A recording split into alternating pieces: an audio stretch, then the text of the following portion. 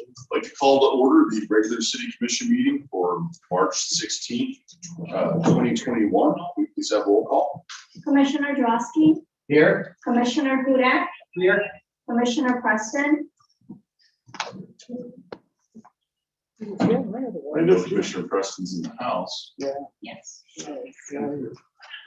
Vice Mayor Parnas. Here. Mayor Gantz. Here. Before we have everyone stand for a moment of silence, the Pledge of Allegiance, those of us up here are not going to stand because then it just looks like our belt buckles on TV. So try to avoid that.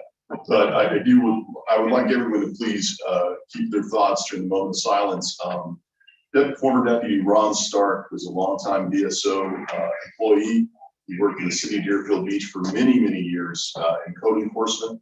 That was my first stop here up on the dais, was working with the code enforcement board as a volunteer.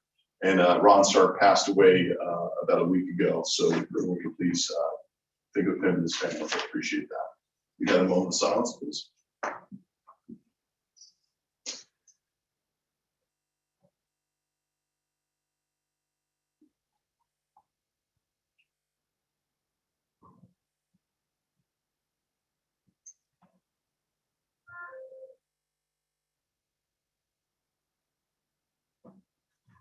Pledge of allegiance to the flag of the United States of America and to the republic for which it stands, one nation, under God, indivisible, with liberty and justice for all.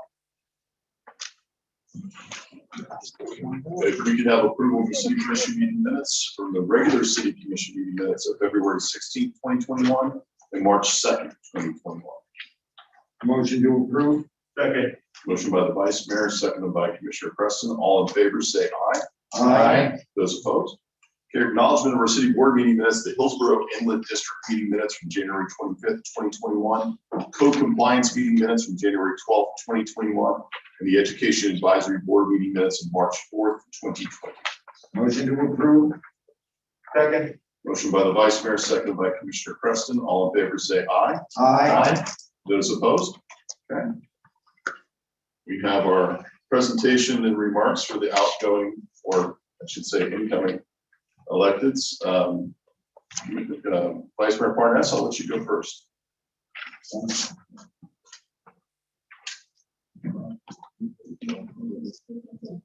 This is just your chance to actually make some comments before you get up to do your oath.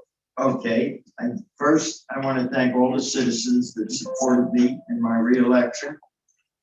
And you have my word that I will do my best to live up to your expectations of me as a commissioner.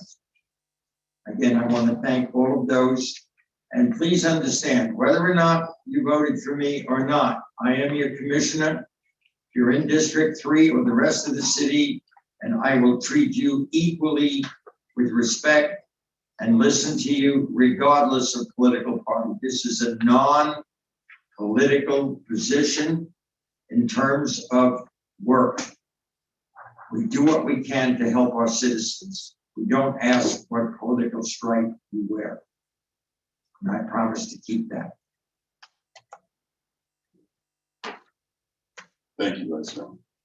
Commissioner Drosky. I've actually prepared my outgoing remarks with my incoming remarks, so I'd like to make those from the podium, please, after I get sworn in.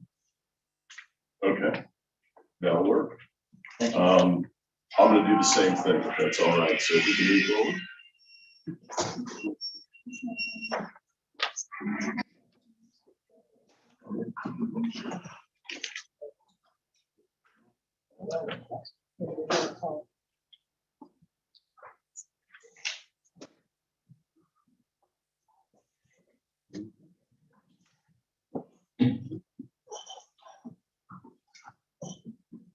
I, Bernie Parnas. I, Bernie Parnas, do solemnly swear that I am a citizen of the state of Florida in the United States of America and a registered voter and resident in the city of Deerfield Beach, as shown by the public records of Broward County, Florida. I am being employed as city commissioner in the city of Deerfield Beach and will be a recipient of public funds. As such, city commissioner, I further swear that I will support the charter of the city of Deerfield Beach the Constitution of the State of Florida, and the Constitution of the United States, and that I will well and faithfully perform the duties of my office upon which I am about to enter. Thank you, sir. Thank you. Is this the time for my remarks then? You just did them before, but if you want to go ahead, go right ahead. I look forward to the next 4 years. And I must say, I work with a great team. And I'm glad that we've been able to stay together to accomplish more of what we have done in the last 4 years. Thank you. Thank you, sir. Congratulations.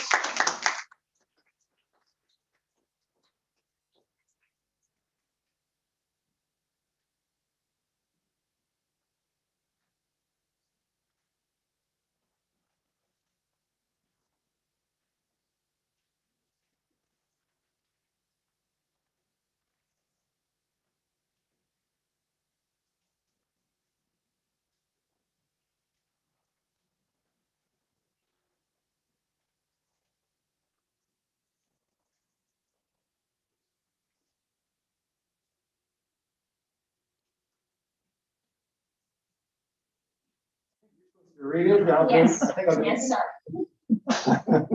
I, Todd Drosky, I, Todd Drosky, do solemnly swear do solemnly swear that I am a citizen of the state of Florida that I am a citizen of the state of Florida and the United States of America, and the United States of America, and a registered voter and resident and a registered voter and resident of the city of Deerfield Beach, of the city of Deerfield Beach, as shown by the public records of Broward County, Florida. as shown by the public records of Broward County, Florida. I am being employed I am being employed as city commissioner as city commissioner of the city of Deerfield Beach of the city of Deerfield Beach and will be a recipient of public funds. and will be a recipient of public funds. As such, city commissioner, As such, city commissioner, I further swear I further swear that I will support the charter that I will support the charter of the city of Deerfield Beach, of the city of Deerfield Beach, the Constitution of the state of Florida, the Constitution of the state of Florida, and the Constitution of the United States. and the Constitution of the United States. And I will well and faithfully And I will well and faithfully perform the duties of my office perform the duties of my office upon which I am about to enter. upon which I'm about to enter. Thank you, sir. Ms. Rose, assignments? Congratulations. Would you like to do your comments from there or from up here? From here, please. Sure.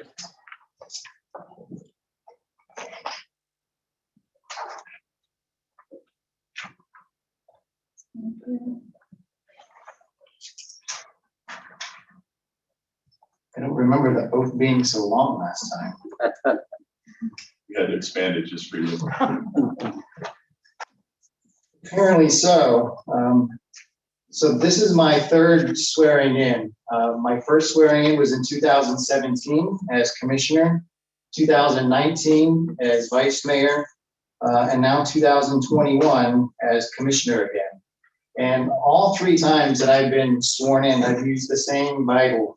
That Bible was given to me by my grandmother Linda when I graduated from law school. And although she's not here anymore, her and my grandmother Sophie were very powerful influences in my life. It's a shame that they cannot be here to see this. But I know that they would be very proud. And I also have my parents with me here tonight, and they are equally as proud. They're probably my biggest cheerleaders in life. And I said this publicly before, and I'll say it again. Even though I'm 49, they still think I'm 9. And I'm okay with that. They have taught me how to act as an individual, how to be a person in life, and it has molded me not only to the politician that I am in the way that I act, but the person that I am today. I don't think of myself actually as a politician.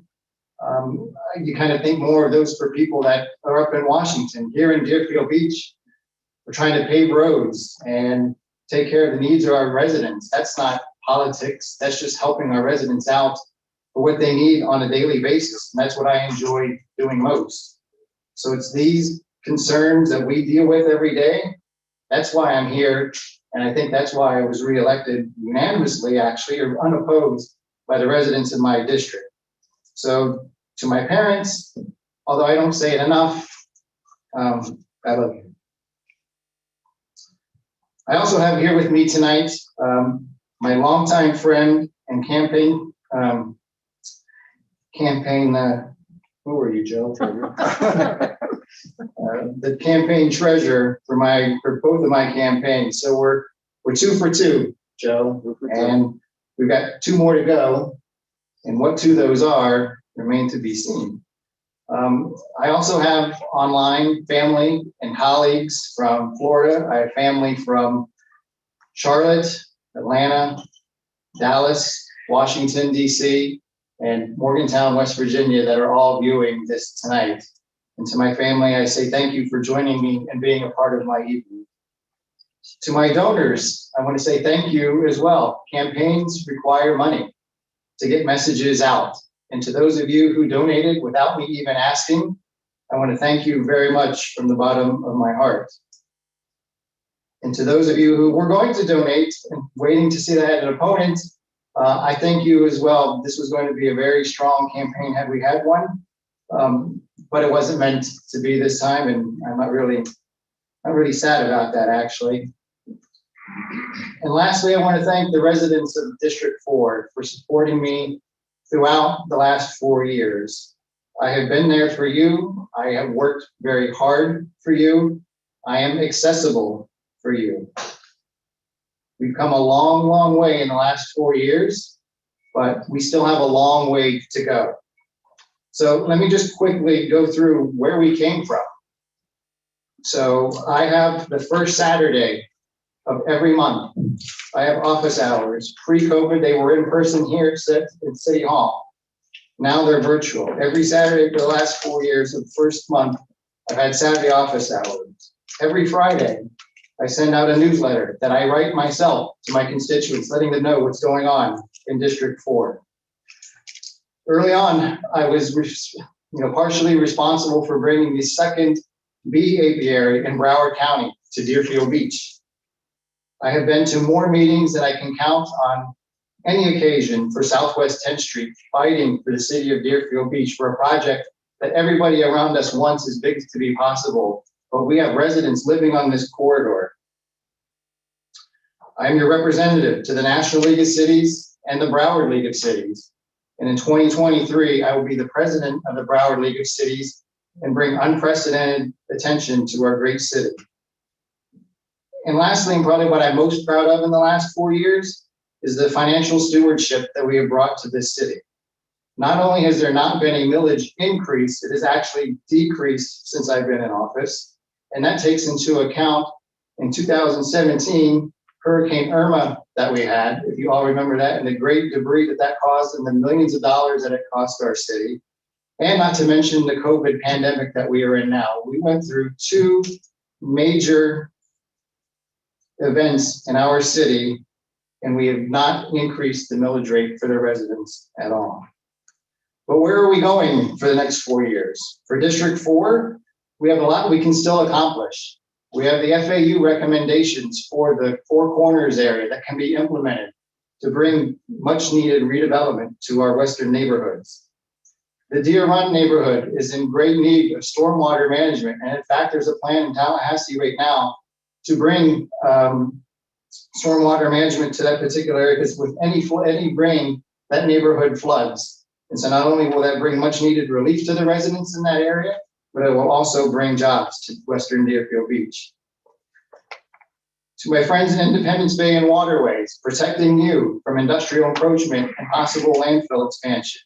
We've been fighting this since day one, even before I was elected, and will continue to do so. The Deer Creek neighborhoods, keeping them safe for all the families that live in there, and continue to fight for 10th Street. Waterford Courtyards and Waterford Homes are directly on that corridor, and we must continue to fight for the residents that live there. And the reason that I chose to speak at the podium tonight and face my colleagues is intentional, Because not only is there work to be done in District 4, but there's work to be done in the city as a whole. And what we can accomplish in the next 4 years is up to us. You know, Commissioner Hudak, Commissioner Preston, you're on the clock for the next 2 years. Vice Mayor Parnas, Mayor Gans, and myself, the class of 2017, we're term limited. We have 4 years to go. So our time is limited, and 4 years sounds like a lot, but in government, it's not. So what can we do? In no particular order, let's think big, let's be bold in the next 4 years. The Dixie Highway Corridor is in much need of revitalization. How we do it can be up to debate, but it's something that we need to address, and we need to address soon. I'm a firm believer that it takes just one spark along that corridor to bring new needed change to our city.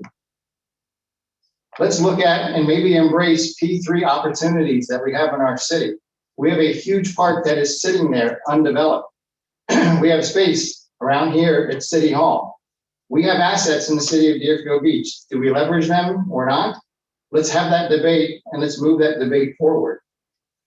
The artificial reef was a project that was unfortunately lost, but the city of Pompano Beach is trying to copy and mimic the city of Deerfield Beach. Let's not be overtaken by our neighbors. This is something that for the decades to come, Deerfield Beach can stand out from our neighbors. We have dilapidated fire stations in our city. We can only kick that can down the road so long. Let's come up with a plan. We may not be the ones to see the fruits of it, but at least we can start and put the city on the right path. And last but not least, fiscal stewardship. Let's continue to be good stewards of the public coffers. We've done a great job so far. I think we continue to do so, tighten our belt when we need to, spend when we need to, but always protect and keep the residents' interests at heart. So I talk to all of you face to face, to everyone online, to everyone here in the chamber. I want to thank you for your confidence. I want to thank you for supporting me, and I will continue to support you for the next 4 years as well. Thank you.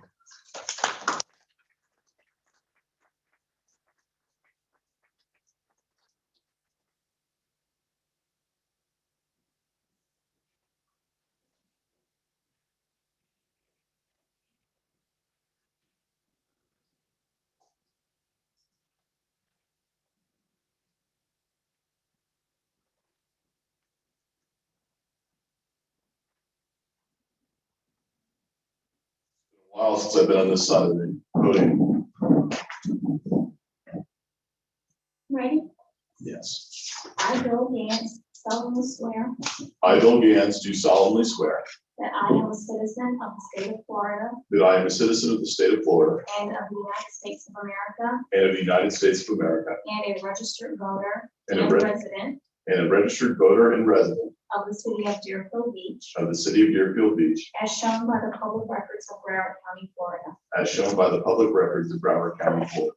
I am being employed as mayor I am being employed as mayor of the city of Deerfield Beach of the city of Deerfield Beach and will be a recipient of public funds. and will be a recipient of public funds. As such mayor, As such mayor, I further swear I further swear that I will support the charter of the city of Deerfield Beach, that I will support the charter of the city of Deerfield Beach, the Constitution of the state of Florida, the Constitution of the state of Florida, and the Constitution of the United States, and the Constitution of the United States, and that I will well and faithfully and that I will well and faithfully perform the duties of my office perform the duties of my office upon which I am about to enter. upon which I'm about to enter. Thank you, sir. Thank you.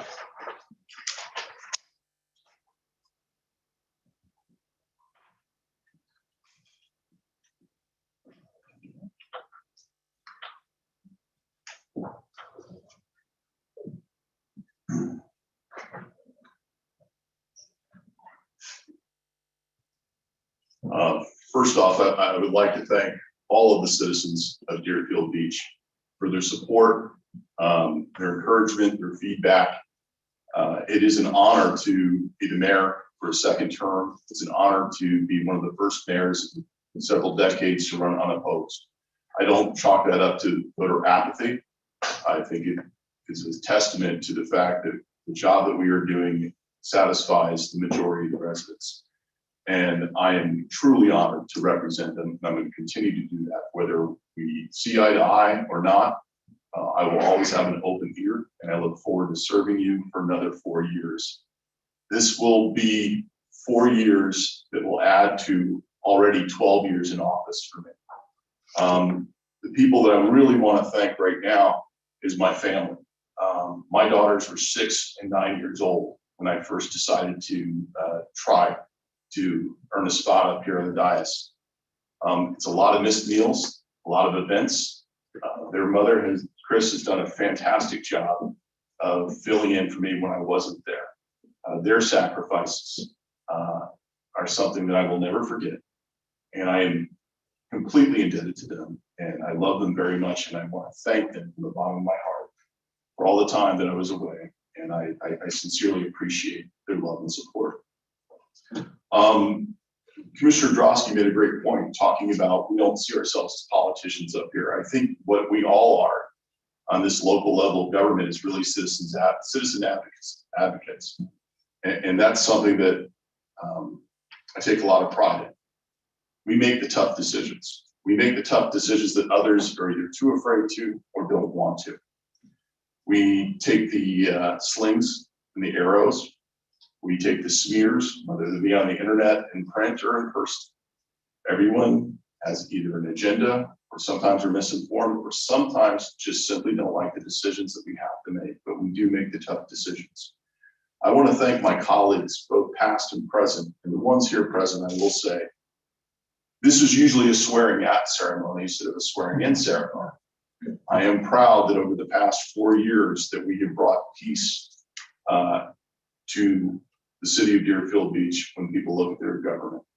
That does not mean we get along, that does not mean we agree on every item. We don't agree on every item. This is not a rubber stamp government sitting up here, and we have long debates, sometimes on the most smallest minutia. But in the end, we have a great deal of respect and love for each other, and I would rather sit up here with people who would choose to run for office as opposed to running their mouths. So I am greatly indebted to my colleagues. I really appreciate all of your hard work and camaraderie that we have up here. It truly is an honor to serve with you. We have work to do.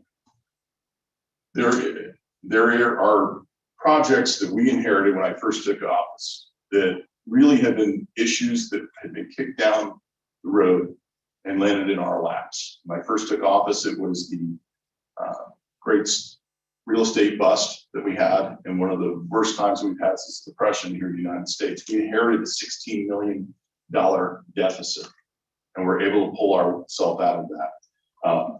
It's been a lot of things that have happened up here in the last 12 years, and I'm sure there will be more here in the next 4 years. As Commissioner Drosky put it, there is work to do, and we need to get to it right away. What I don't want to do is leave office after 16 years and have old problems still not resolved. There will be plenty of new problems in the future. Leave that to the people in the future to deal with. I don't want to leave them a legacy of issues that we did not resolve while we were serving up here. That's what I hope to do.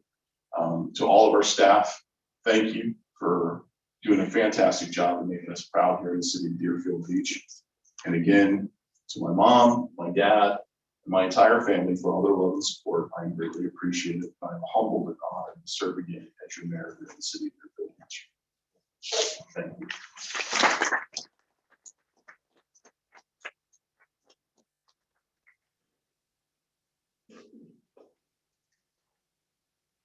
We have our introduction of a new vice mayor.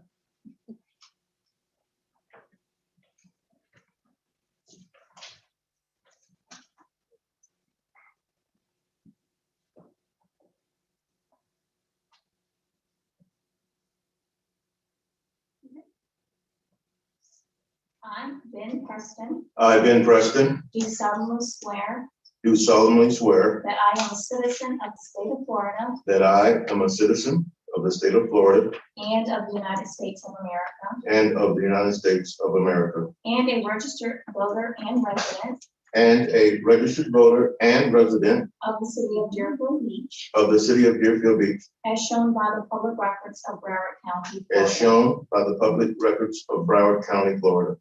I am being employed I am being employed as vice mayor as vice mayor of the city of Deerfield Beach of the city of Deerfield Beach and will be a recipient of public funds. and will be a recipient of public funds. As such, vice mayor, As such, vice mayor, I further swear I further swear that I will support the charter that I will support the charter of the city of Deerfield Beach, of the city of Deerfield Beach, the Constitution of the state of Florida, the Constitution of the state of Florida, and the Constitution of the United States, and the Constitution of the United States, and that I will well and faithfully and that I will well and faithfully perform the duties of my office and perform the duties of my office upon which I am about to enter. upon which I'm about to enter.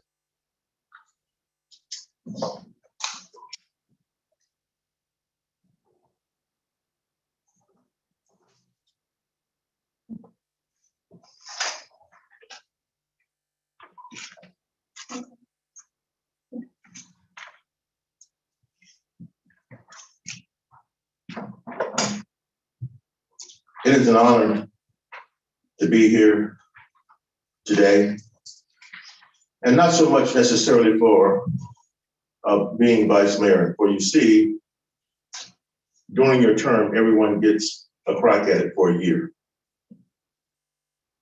So it's a lot more than just the position, and that we would have it be in this ceremonial form. What I look to is that when people or anyone look at you for the good that you might have done, and for how you have affected this city, how did you get there? And I am sure that the people that I serve with would never celebrate themselves, nor would they put that crown on their head, because if they did, it would not be deserved. It is the people around you that keep you humble and that make you who you are. The people in your rough moments, as well as those that are jubilant, say something in a way to lift you up. You know, I have a family that do that for me. My wife is sitting here in the front row. Her name is Debbie. Stand up. And she can't stand up long as she's on crutches. You know, so it's almost cruel for me to do that. And I have one of my sons that is here, Christian. And I will tell you, we have three other kids, two in Kansas and one that lives in Boca Raton. It is that experience that humbles you to do the things that you know must be done when it comes to working for the public. When I think about the position of commissioner and now vice mayor, I mean, really, what does that mean? What does it really entail? And it means this: there is no greater honor than to serve the people that would take the time to go to the polls and vote and ask you to do that. To become my voice, to become my eyes, to become my ears. And that's really what it's about, and that's what's humbling. There's no amount of money that's going to satisfy you to do that. And you portray that the minute you start looking at yourself and saying, look at who I am or what I've done. The only good thing that you can do is serve. To hear the voice of you, the public, that would say something as minor as a pothole in the road, and something as great as people that may be suffering during a hurricane.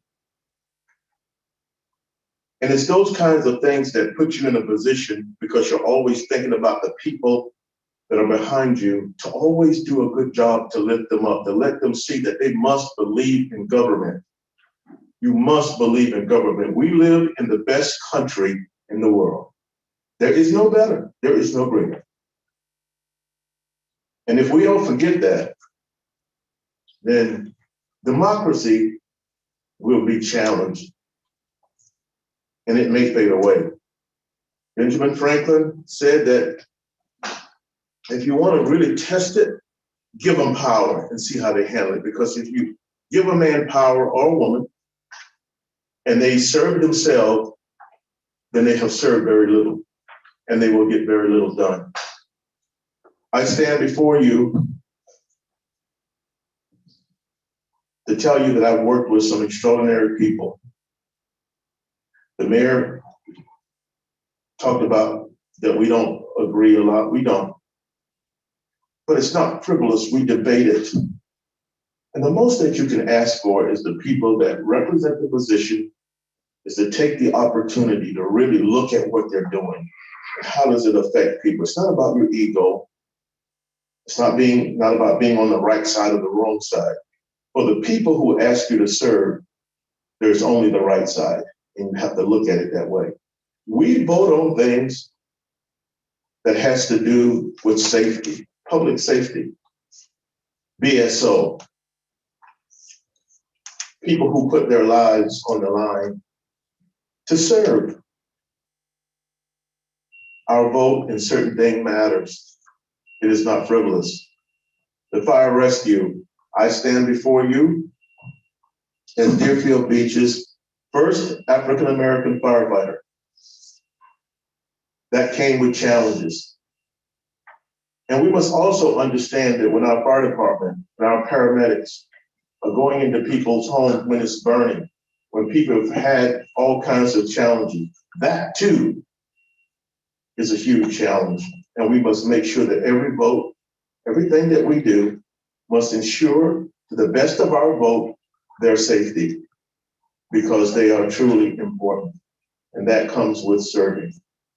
And so I look forward to the next 2 years of serving you, not necessarily in the position, though it is a technical position of vice mayor, but serving you, hearing whatever your challenges are, being your eyes. I represent District 2 proudly, and I thank them for believing in me and for putting me in this position. But I'm also a commissioner for the city of Deerfield Beach, and each and every one of you count, and you will always count, because the things that we do must ensure that this city grows. If the city does not grow, each and every one of us has failed you. We have failed you. This city needs to grow. We need to understand the issues. We need to stand up proudly and not forget anyone in this city. We must understand that there are certain districts like mine who lag behind. What are we going to do about that? We have to ensure that all of the children of Deerfield Beach is lifted up and all have the same equal vision about one day coming back and contributing and doing what they need to do to make this a better city. It's not about how well we dress with our shirt and our ties and all this stuff. It's about how much we care. And if we do the right thing and we care for this city the way that we're supposed to, Deerfield Beach will continue to grow. It will be a place that other people will be proud to come to, and we'll all raise our hand victoriously and say that we got the job done because we put the people first. Thank you.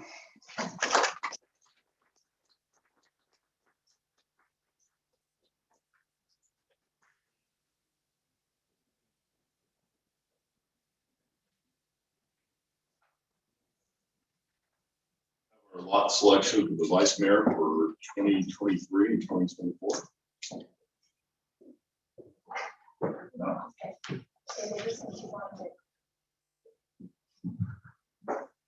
Who does the honors? I'll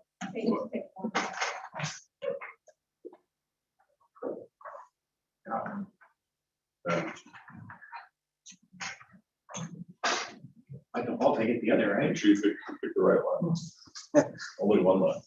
23.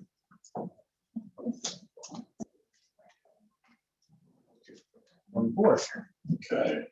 So our announcements for the vice mayor for 2023 will be, 2022 2022, is Commissioner Hudak, Commissioner Hudak, 2023, Commissioner Fornes, and 2024, Commissioner Drosky. congratulations. Yes, sir. Next, we have approval of our agenda for March 16th, 2021. Motion to approve? Second, Motion by Vice Mayor Preston, second by Commissioner Parnas. All in favor, say aye. Aye. Those opposed? Okay, Madam Clerk. And actually, before we do this, if anyone in the audience cares to leave at this moment, feel free to. We can take a 1-minute pause, and if anyone wants to leave, feel free to.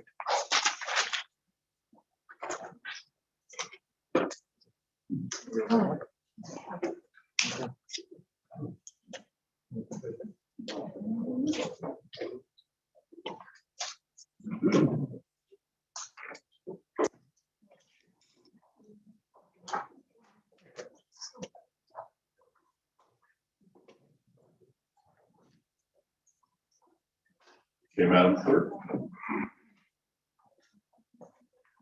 For members of the public wishing to provide comments during tonight's meeting, 3 minutes will be provided. However, one additional minute can be granted by Mayor Gantz. Anyone connected online via Zoom must hover the mouse at the bottom of the computer screen and click the Participants tab. Then on the right side, a button marked Raise Hand will appear. Once you click that button, you will be recognized by your profile name and your audio will be unmuted. For anyone participating via mobile device or landline, simply dial *9 to raise your hand. You'll be recognized by the last 3 digits of your phone number. And at that time, you can dial *6 on your phone to be unmuted. Thank you. Thank you very much.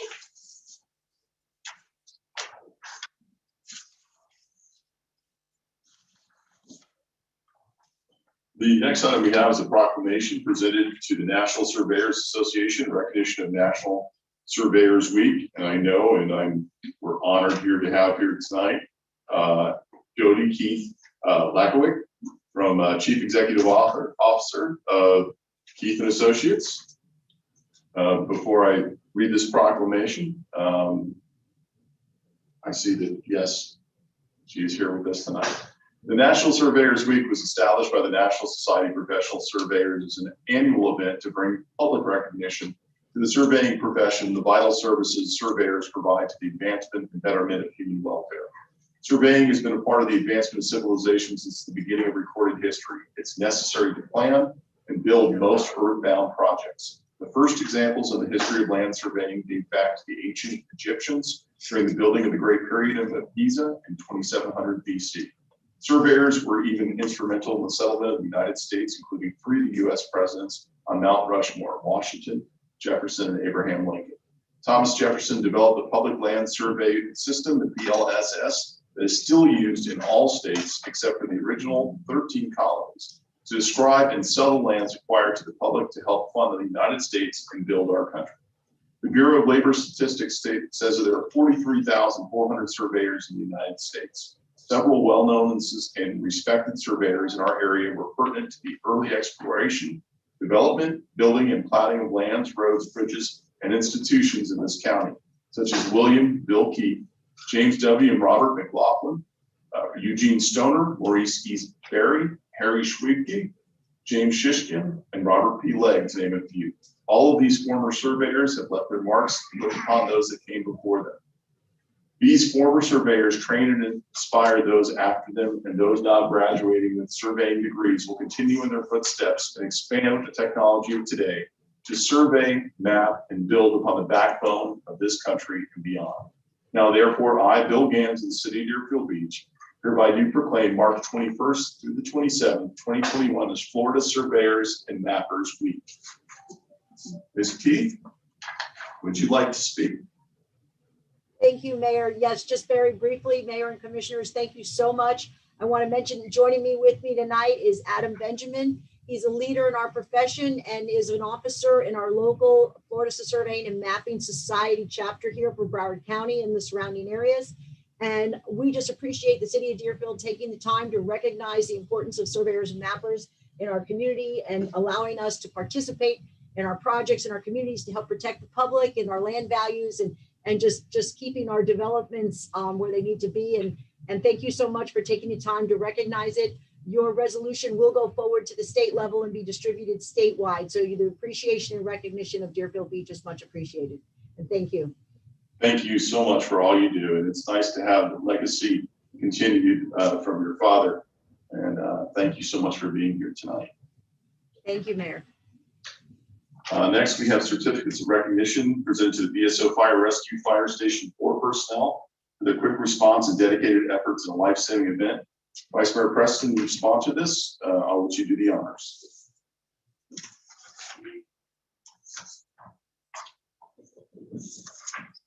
Thank you, sir.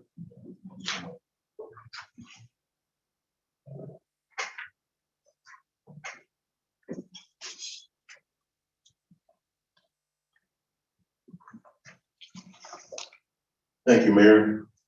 Thank you, Commissioners. It is with honor and pride that we make this presentation.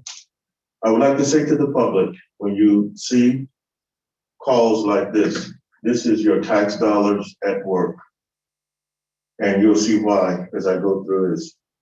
On February the 20th, 2021, BSO Rescue 4 and Engine 4 with Captain David Sigmund, Lieutenant James Reed, firefighter, paramedic Christian Preston, driver engineer, paramedic Eric Stage, paramedic Joseph Capello, firefighter paramedic Yakina Valdez, responded to a call for a motor vehicle accident.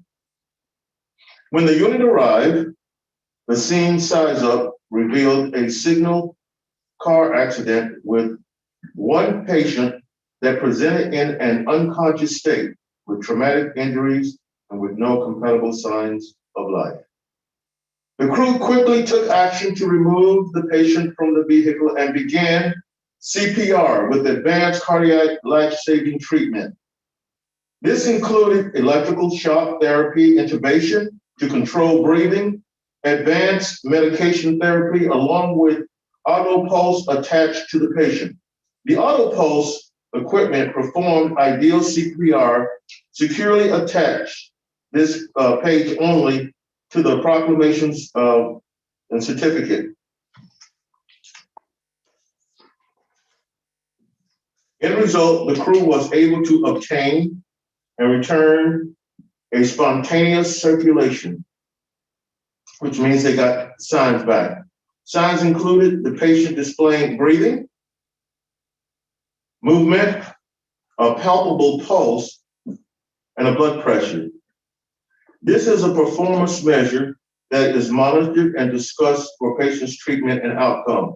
Along with great talent and skill of our paramedics on the scene, the city of Deerfield Beach approved for BSO Fire Rescue to be equipped with such technology and equipment helping aid in saving this patient's life. Saving this patient's life. These items, along with training, professionalism, and dedication to their profession, make it possible for these outcomes. Once again, I am so pleased to recognize Station 4's personnel, all the people that responded on that call, the fire rescue engine, and the responding rescue. And I will tell you that, you know, in short, this person suffered a heart attack. But there are different kinds of heart attacks, and this was a tough one. There is one where we call it the widowmaker. Not a lot of people survive this. This man did. And I am so proud of the engine company and the rescue. They do a great job. Yes, I'm proud for a couple of reasons. I did this for 26 years. The guys that do it, I know what they do. And yes, my son was a part of it, and I'm very proud of that. So.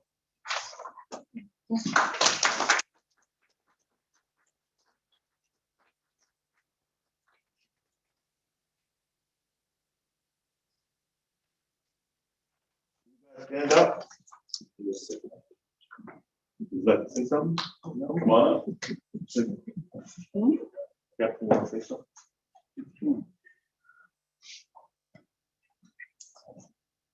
I'd like to thank Commissioner Preston, as well as the rest of the commission, Mayor Gans, Commissioner Straussy, and the rest of the commission for putting us in the position to be able to save this man's life with your approval of our life-saving equipment and your dedication to basically putting us in that position to be able to do what we do best, which is life-saving efforts that in this case, as you have already heard, paid off very well. And we are very happy that the gentleman was able to make full recovery and walk out of the hospital on his own.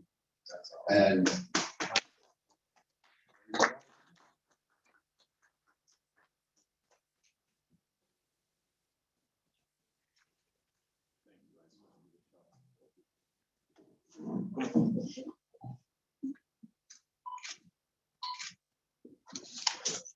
Clerk, I'll let you take it from there.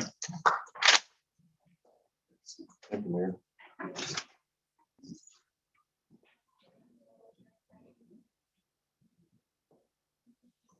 City Attorney?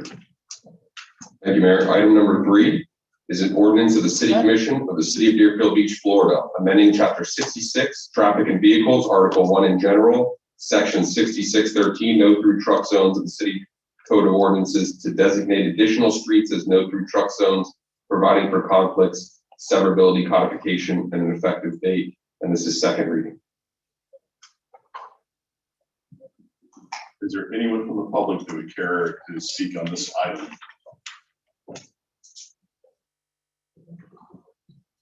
I don't see anybody here in the chambers. I have one hand raised. Katie Freitag, welcome.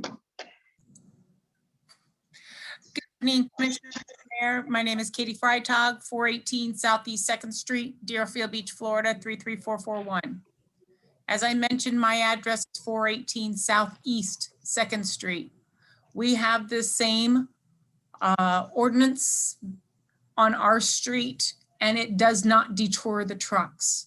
We still constantly have trucks on our street, large semis, to the point that they can't even make the turn at 2nd Street and 4th Avenue. They actually have to go on the west side of the median to make the turn to go north. We still have these issues. Just changing the street signs, just changing the signs and not allowing the truck is not necessarily enough.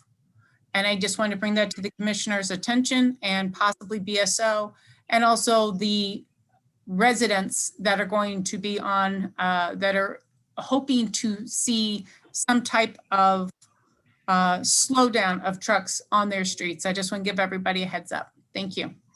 Thank you. Anyone else from the public? Let me go ahead and close it to the public. Commissioner.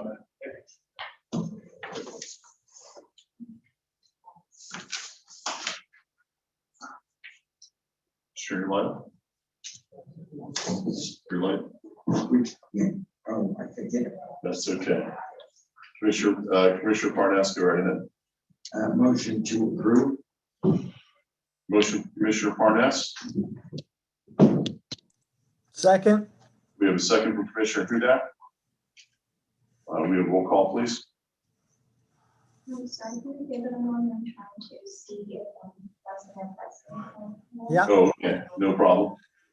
While we're waiting on that, just to address the comment from the public. All right. While certainly signs do not necessarily act as the ultimate deterrent, it does give the ability to ticket people who violate it. Hear the vote?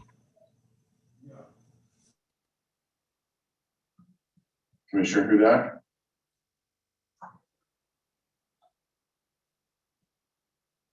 You're muted, sir.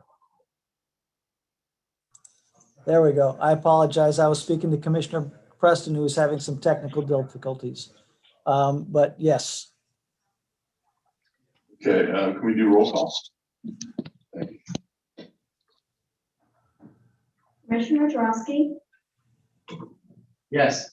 Commissioner Hudak, Yes. Commissioner Parnas, Yes.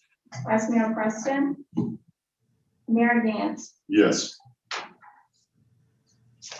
Item number 4 is an ordinance of the City Commission of the City of Deerfield Beach, Florida, amending the City Code of Ordinances, Chapter 34, Environment, Article 2, Noise Control, Section 34-35, Specific Noise Prohibitions, to regulate the use or operation of exterior loudspeakers, amplifiers, and similar devices on public rights of way, providing for conflict severability codification and effective date. This is second reading.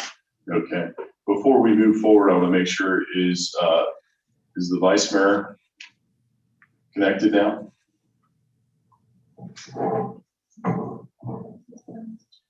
Okay, so Mayor, staff just went up to go assist him. thank you. Is there anyone from the public who care to comment on this item? I don't see anybody in the chambers. I don't see anyone online. I'm going to close it to the public. Vice Mayor Parnas, excuse me, Commissioner Parnas.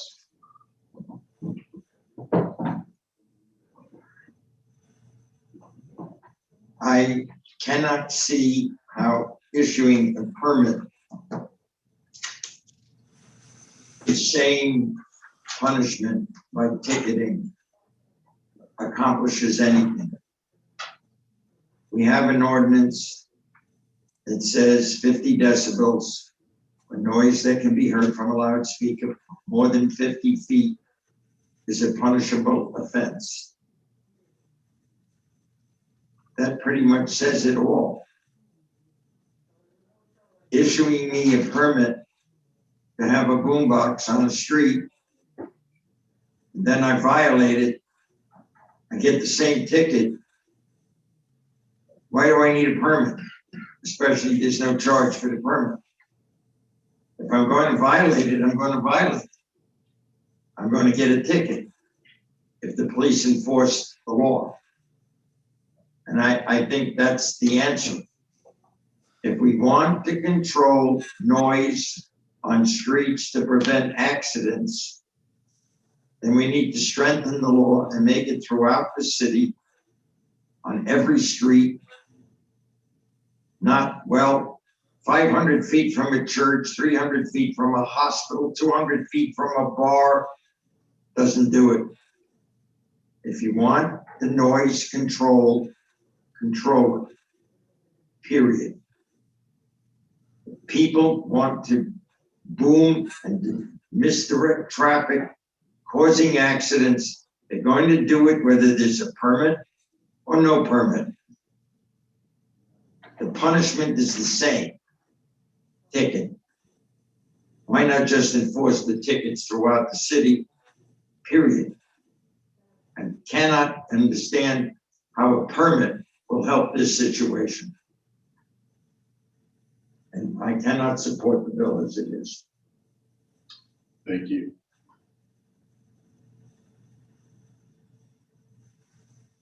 Commissioner Hudak. Thank you, Mr. Mayor. So I spoke with city staff and I spoke with BSO on, as well as the city attorney with regards to this item. And it was explained to me that without this article, they cannot enforce the ability for individuals not to use a boombox or a bullhorn on a main thoroughfare. And it is my understanding that that is the main reason for this article. I would like city staff or BSO to confirm my understanding. And if that is the case, then I can support this. Staff. Were you all able to hear that? Yes. Staff? Go ahead. Do you want me to speak to this? Yes. Mr. Manager? Okay, sure. Yeah, so the decibel levels that Commissioner Parnas mentioned, we do have those in all of the districts. We do not have a cap on the rights of way. So we can't apply that to the rights of way. We do have a provision that speaks about being 50 feet distance audible from a motor vehicle. So we have, sounds from motor vehicles covered. Where the gap is really somebody using an amplification device when they're not in the motor vehicle and on or adjacent to the street or in the public right of way. As far as I know, I didn't see anything on the books. I believe BSO, I don't want to speak for them, but in my conversations with them, they shared that same law. Thank you. And with that, Can you comment about the need to have a permit in there? Isn't that what's needed in order to satisfy any concerns regarding potential, what's been upheld in the courts previously? Yeah, sure. Happy to, Mayor. And I know we got in a little bit of this discussion at the first reading when the First Amendment issue came up. And so our ordinance in the draft before you is based on another ordinance that was challenged and found to be constitutionally sufficient and in line with the First Amendment, which is why you have that in there. If you remove the affirmative requirement, let's say, and go a little bit stricter, the analysis, when something is content neutral, which I believe this is, it doesn't discriminate based off of the type of speech, political or commercial. It needs to be narrowly tailored to serve the government interest, in this case, the public safety interest. And so it's an issue of whether it's narrowly tailored or not, expanding to the entirety of the city and just saying no versus having a process with requirements and a permit. Okay, so trying to pass this without the permit section, Commissioner Parnas, trying to pass this without the permit section in this would probably leave it to be able to be challenged. Right, right. And I can't say that that would be declared unconstitutional. What I can tell you is based on the case law, I think that it's more narrowly tailored if you allow it under certain conditions through a permit process than just saying you can't use amplification, anywhere on any streets. Okay, thank you. Does that answer your question? Commissioner Drosky? Thank you, Mayor. The city attorney clarified a lot of my comments, but I mean, one, this is for the public rights of way only. And it's basically closing an existing loophole. And I'm okay with the permit requirement. I did not like the fee requirement, and that has been taken out. So that satisfies my concern from first reading. And I think the mayor put it the best at the last hearing, that the focus of this needs to be on public safety. We are elected to protect the residents of the city of Deerfield Beach, and these noise amplifications, whether you like it or not, can be a distraction. And this gives us the ability to somewhat regulate this particular nuisance that we are having throughout our city. It's not a District 4 issue, it's not a District 2 issue, it is a citywide issue. So it is a public safety issue, and I'm in support and will be voting in favor of it. Thank you.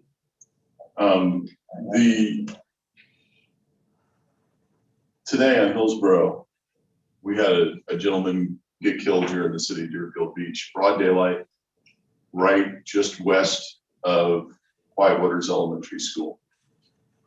We have conditions that exist on the road that under normal circumstances are dangerous, and it's because of people's recklessness and people's inability to do the right thing in the road. The last thing we need is to have this continued problem that we have causing additional burden on people being able to focus and pay attention to the road, especially at our intersections. It has been a reoccurring problem, and it's something that needs to be nipped in the bud.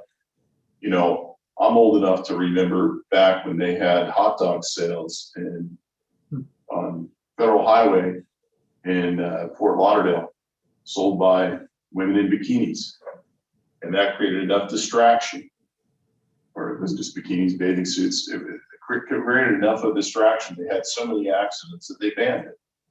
This is about public safety, nothing more, nothing less. And I think it's something we need to do. I do appreciate the support.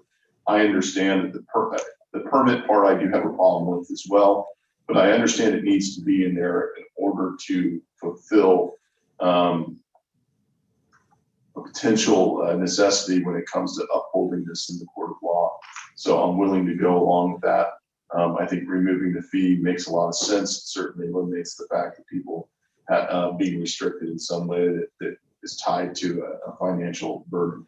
So I appreciate the support on it. Vice Mayor Preston, do you have any comments? Yes. I know that we had some very intense debate about this, and this is an example of this commission, the people who sit on this desk to work together, because my colleagues were concerned, rightfully so, about the First Amendment. And when we can go back and work on things, not put ourselves in a position of over-exaggeration, this is an example of what we can do. And it was about public safety. And I'm glad that we were able to come together on an agreement. I too will be supporting this. Thank you. Commissioner Parnas? Yeah, I don't see how a permit stops somebody who wants to stand on a corner with his boombox and blast at 200 decibels because he has a permit. How did he stop the accident that just happened? That's the point I'm trying to make. The permit in itself does nothing to protect safety at all. What will stop safety is not allowing anybody over 50 decibels on our roads to distract. How does I get a permit and then I go out to power line in Hillsborough, and until the cops stop me, I'm booming at 200 decibels and there's 3 car accidents? How did the permit stop me from having that accident or distracting drivers? It doesn't. It's a piece of paper. Until I'm caught by the police to stop it, there's an accident. How did the permit stop that accident? Somebody has to explain that to me. I think it has to be banned. The permit is just a tool, but it doesn't effectively stop anybody from breaking the law, with a permit or without a permit. People aren't supposed to be carrying guns without a permit, yet the police take away guns every day. How does this law prevent accidents? I haven't had a single explanation of that piece of paper is going to stop some lunatic with a megaphone from screaming on a corner that's not already on the books. If it's over 50 decibels, he can be ticketed. He can be stopped. How does the permit stop that? Somebody has to explain that to me. Okay, I'm gonna try. Okay. The permit's not gonna stop. Permit allows you. That means you have the ability to apply for a permit and be granted a permit to allow you to do that. That is left up to the city to be able to say yes or no on that.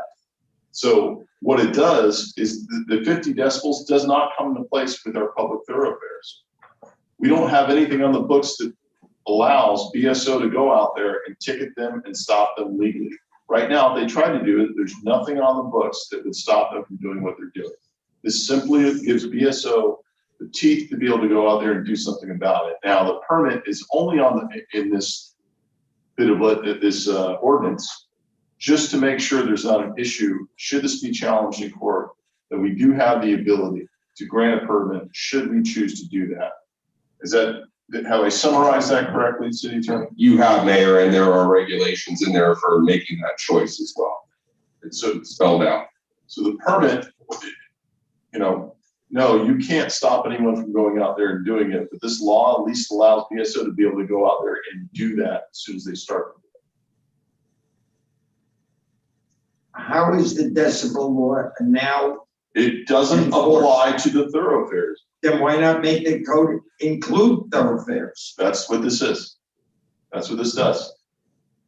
But it's doing it with the permit. No, it's not. The permit is only in there should we grant permission to allow somebody to do it if that circumstances arises.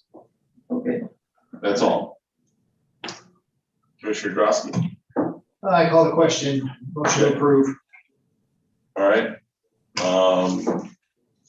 All in favor, say aye. Aye. Oh, wait a minute. We don't have a second yet. We have a motion. Commissioner Grosky made the motion. Do we have a second? Second. Second by Vice Mayor Preston. All in favor, say aye. Aye. Aye. Those opposed? I oppose. Okay. We are now at the public comment portion of tonight's agenda. Persons addressing the commission shall state his or her name and address and may speak for 3 minutes unless extended for 1 additional minute by the mayor. And just a reminder, this is the part of the public comment portion of tonight's agenda for non-agenda items. If you have public comment on an item that is on the agenda, the time to do that is to wait for that agenda item to be called and the public comment section for the mayor to call for public comment. And just also a reminder, no comment shall be made related to the personal life or personal qualities of any person, and no language which would offend persons of ordinary sensibility shall be permitted. Thank you. Katie Freitag, is your hand raised? Good evening, Mayor's Commissioner. Katie Freitag, 418 Southeast 2nd Street. I wanted to congratulate the mayor and the commissioners on being reelected. I think it's going to be a great days again for a few more years until we hopefully keep going. One of the things that Commissioner Drosky mentioned, I wanted to applaud and continue conversations, serious conversations, is it's great that we can give firemen awards, but it's more important that we give them safe, habitable housing. They do not need to be living in houses, firehouses full of mold that have been outdated and dilapidated for too long. It's definitely something that really, really, really needs to come to the forefront of this city. It needs to get put on our budget. It needs to get included in the next couple of years so that we can provide a safe, habitable location for these firemen in which to perform their very, very serious jobs. Having to sleep outside of the firehouse is not the answer. So that's something that I appreciate Commissioner Drosky bringing up. Secondly, I want to thank everybody, the city, for allowing us to continue as a member of the Cultural Committee, allowing us to continue with the pop-up art at Pioneer Park this weekend on the 20th. It will be from 10 a.m. till 10 p.m. We have a great group of artists coming. We have fabulous entertainment coming. We have a lot of people that have signed up to participate and to come and visit and view everything, and I'm really looking forward to it. I would like to make a request that we have all of the commissioners and the mayor on site, if at all possible, to come and take a look at it and let your constituents see you. Let your people see you. I would appreciate seeing everybody there. And thank you again for letting the event continue. That is all. Thank you. Thank you. We have Gwen Clark-Reed.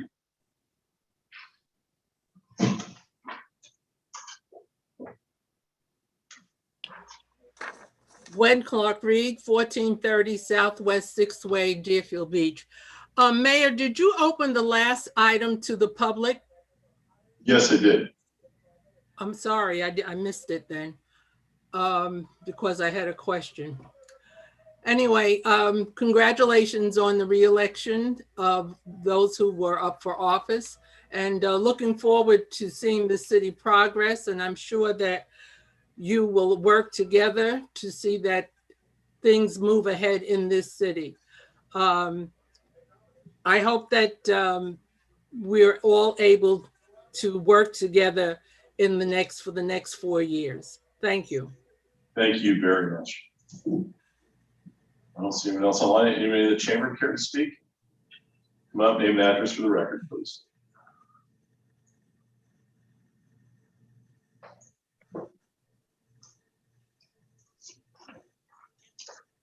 Leonard Arabia, 2051 Southeast 3rd Street. Congratulations, Mayor, and also congratulations to Vice Mayor Preston.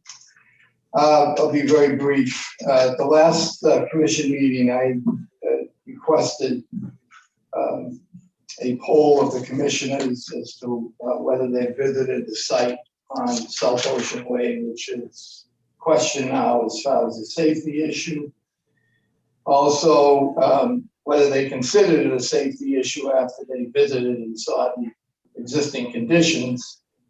And also, if we have any further information on where the 5-foot right-of-way on the west side of South Ocean Way is, if engineering's been able to decide if it's part of the road or it's that area in front of it.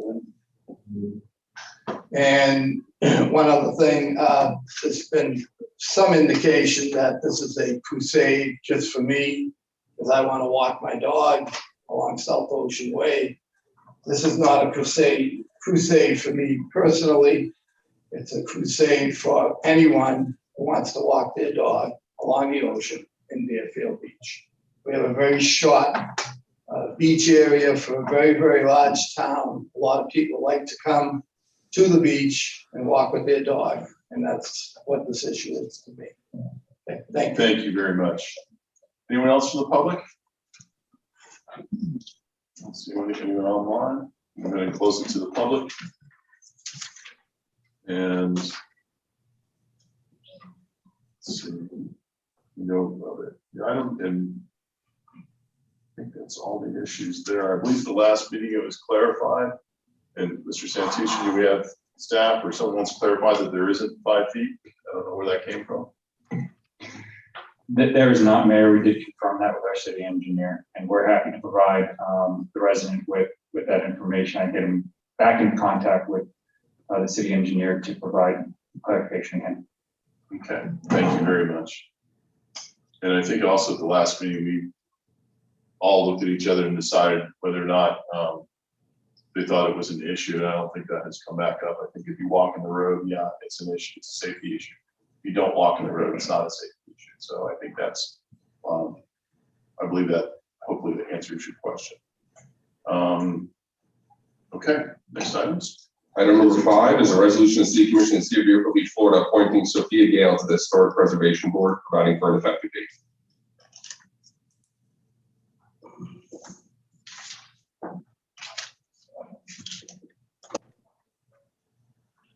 Vice Mayor Preston, you sponsored this. Would you like to speak on it? Yes, I will just say that Ms. Gale is a wonderful, wonderful person. I'm very happy with what she comes and what she will be able to provide for the Historical Preservation Board. She will be an asset.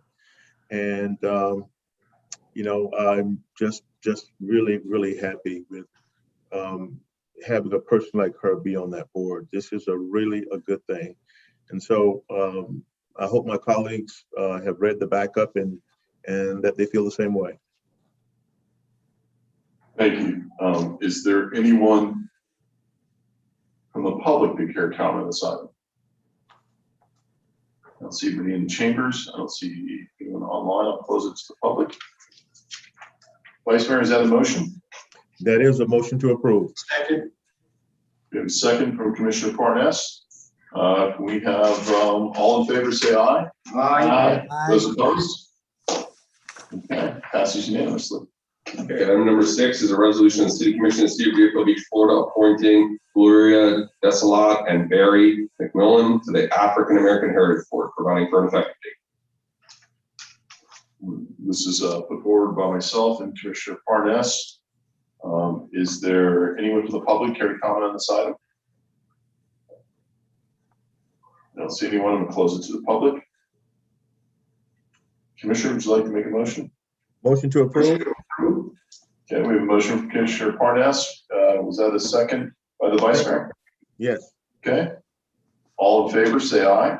Aye. Those opposed? Okay, passes. Item number 7 is a resolution of the City Commission of the City of Deerfield Beach, Florida, appointing Kiku Martinson to the Historic Preservation Board, providing for an effective date. Okay. I move this forward. I had a couple of volunteers that I think would have served fantastic on this board.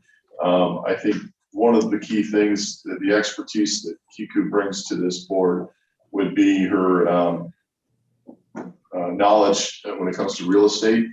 And I think that's a perspective that's important to have on there. I think we have a lot of great historic information, but I think when it talks about doing something and preserving it historically, having the expertise of someone in real estate is very important. So that's why I've chosen her and decided to move her forward. I'll make a motion. Anyone from the public care to comment on the side? I'll close it to the public. I'm sorry, Commissioner Hudak, go right ahead. I'll make a motion to move forward after the public has spoken. Second. We have a motion from Commissioner Hudak, second from Commissioner Parnas. All in favor, say aye. Aye. Those opposed? Okay, passes. Item number 8, a resolution of the City Commission of the City of Deerfield Beach, Florida, appointing David Kurlander as an alternate member to the Planning and Zoning Board to fill a vacancy as of May 1, 2021, providing for an effective date. Yes, thank you. Mr. Kurlander has come forward to volunteer for this board. I had a chance to speak with him briefly. He's interested in getting involved in the city, and this would be a good opportunity for him to do that. I'm very appreciative of all the volunteers who come forward. So looking for support on this item.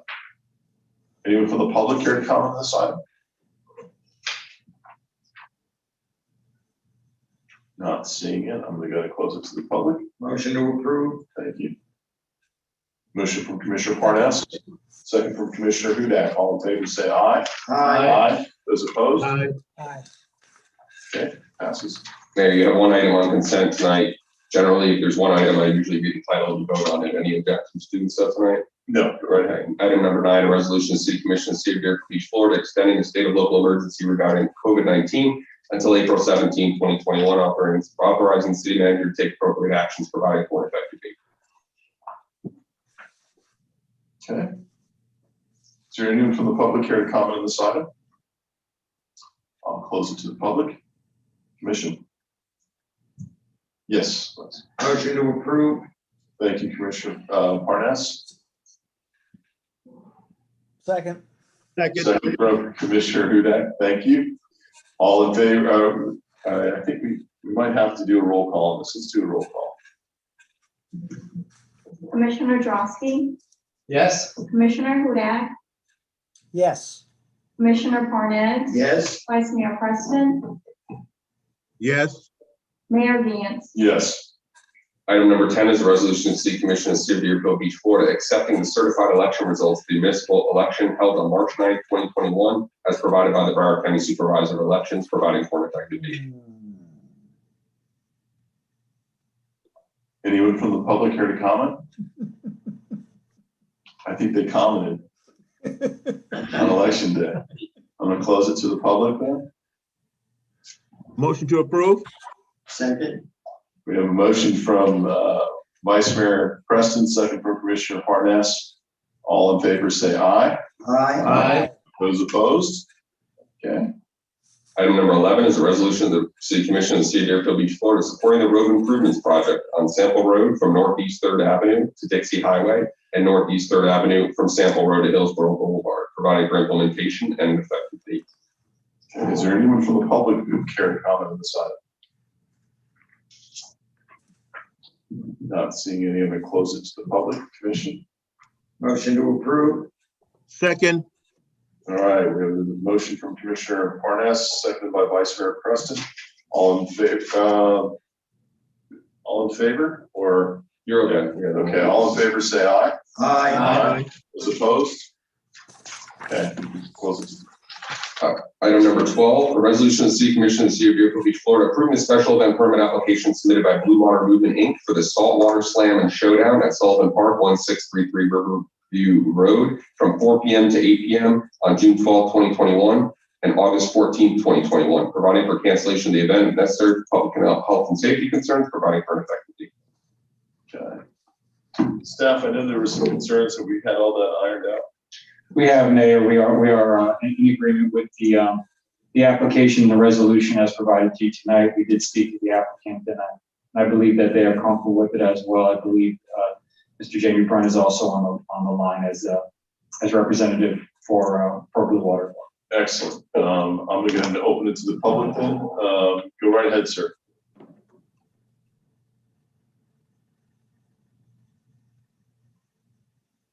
Jimmy, would you like to speak? You might have to unmute yourself.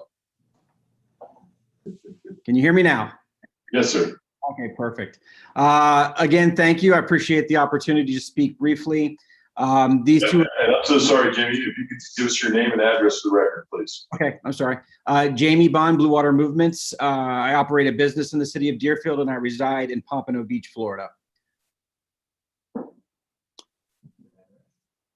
Do you need anything beyond that as far as the address is concerned? Yeah, sorry, I need an address. Okay, 2681 Northeast 22nd Court, Pompano Beach, 33062. Excellent, thank you.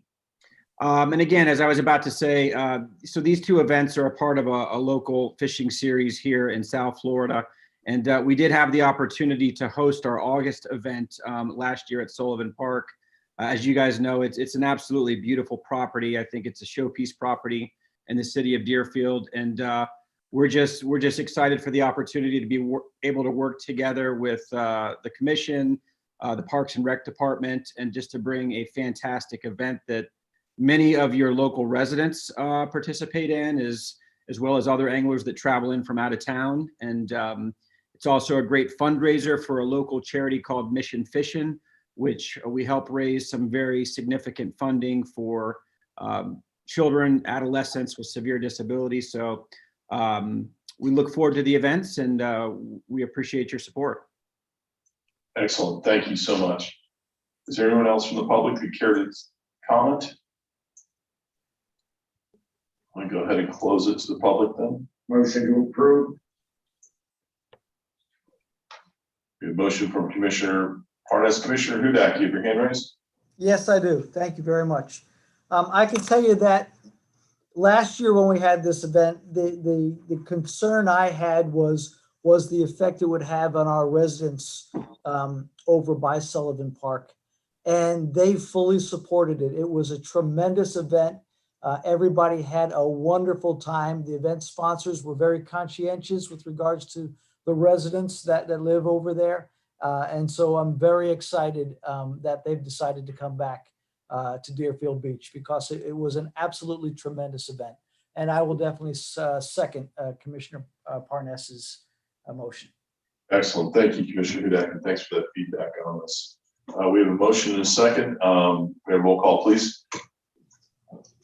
Commissioner Drosky, Yes. Commissioner Hudak, Yes.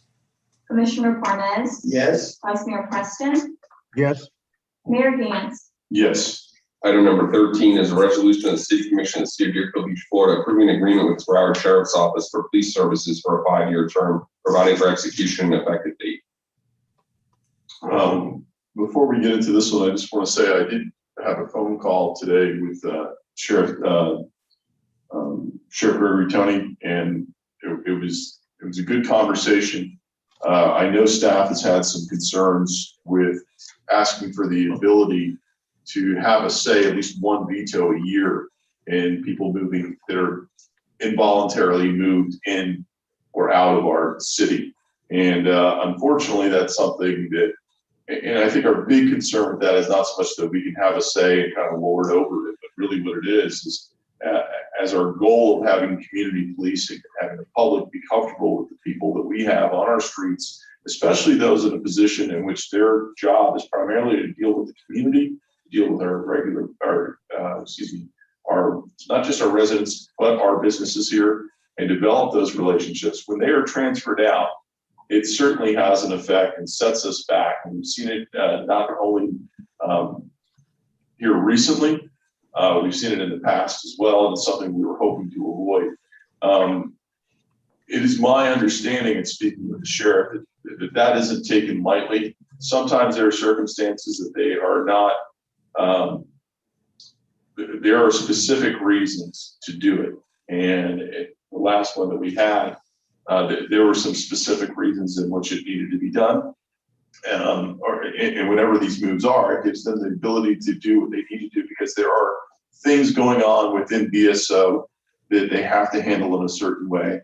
I did ask him to make sure that Deerfield Beach isn't looked at like a training ground, that they bring people in, we get comfortable, and we get them up to speed, because it's a large city and it's a great place to be in to get started with BSO, and then we have them transferred out. I feel very comfortable in that is not going to be the case. And the sheriff also said that he wants to make sure that there are lines of communication, that where in situations when something like this is going to occur, and he'd rather not add it to the contract itself, but to know that there will be increased communication where there hasn't been in the past, and there will be leeway to be able to share information with the city manager, so there's a better understanding of why some of these changes are taking place. So I know the sheriff would have been here tonight. He said he has been He was double booked with meetings already. And he was gonna try to jump in via Zoom, but I have a feeling that he's probably still buried in what he was in. But I was very satisfied with the conversation I had with the sheriff. And I just want to share that with all of you. Commission, is there anyone from the public that would like to comment? Not only that, is there anyone from BSO's command here tonight as well? Okay. All right, that's very disappointing. Okay. Mayor, this is in the back. Mayor, you back here? Yeah. I'm here, sir. Okay. Would you like to speak? I'm here if you guys have any questions. Can you introduce yourself? Sorry. You can do it from back there with the microphone. Perfect.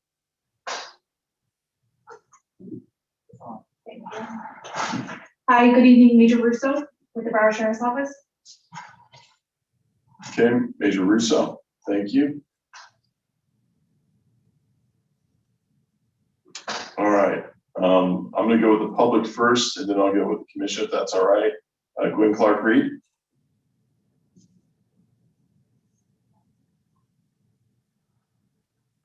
Gwen Clark-Reed, 1430 Southwest 6th Way, Deerfield Beach. Mayor, I just wanted to say to the commission and to our residents that are listening, I have noticed more of BSO in the community.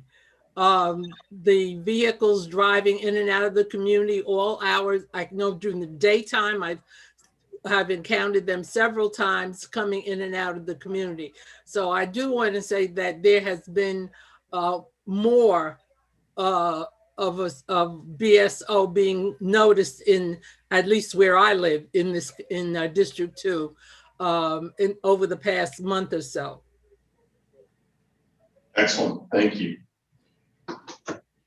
Katie Freitag.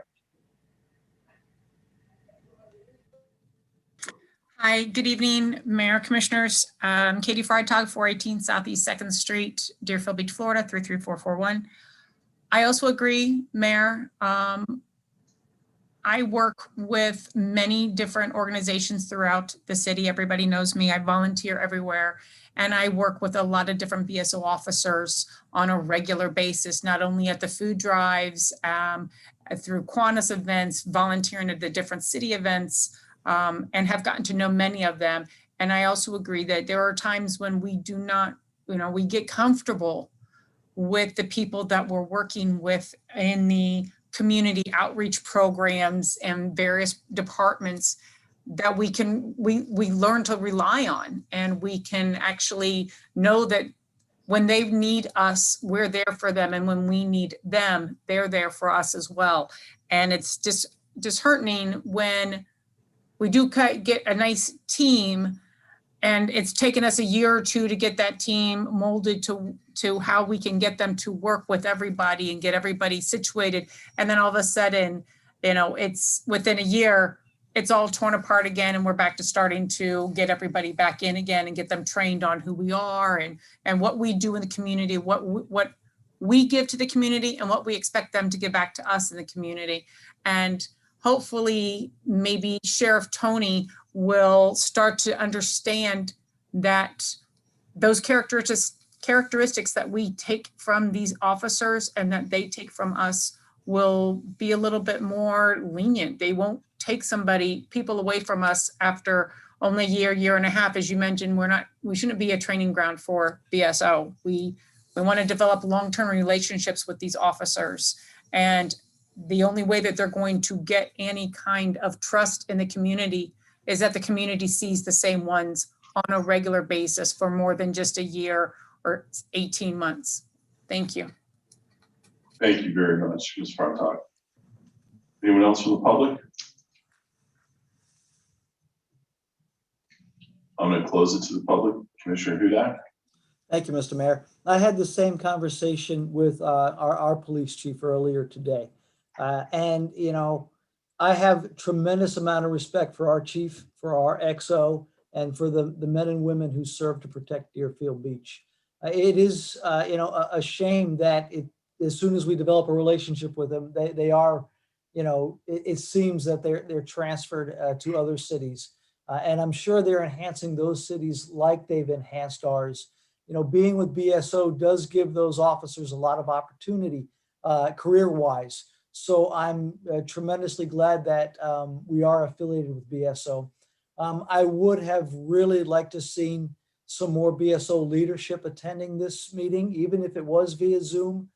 We are their largest contract, and as their largest customer, it would have been nice to see a little bit more representation.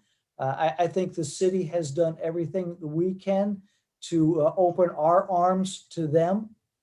And I hope and pray that in the future, there is more of a relationship both ways between the city as well as BSO, because it's tremendously important. These individuals have a very hazardous job, and they do everything they can to keep us as safe as we can for the city of Deerfield Beach. So that's what those are the comments I wanted to go ahead and pass along.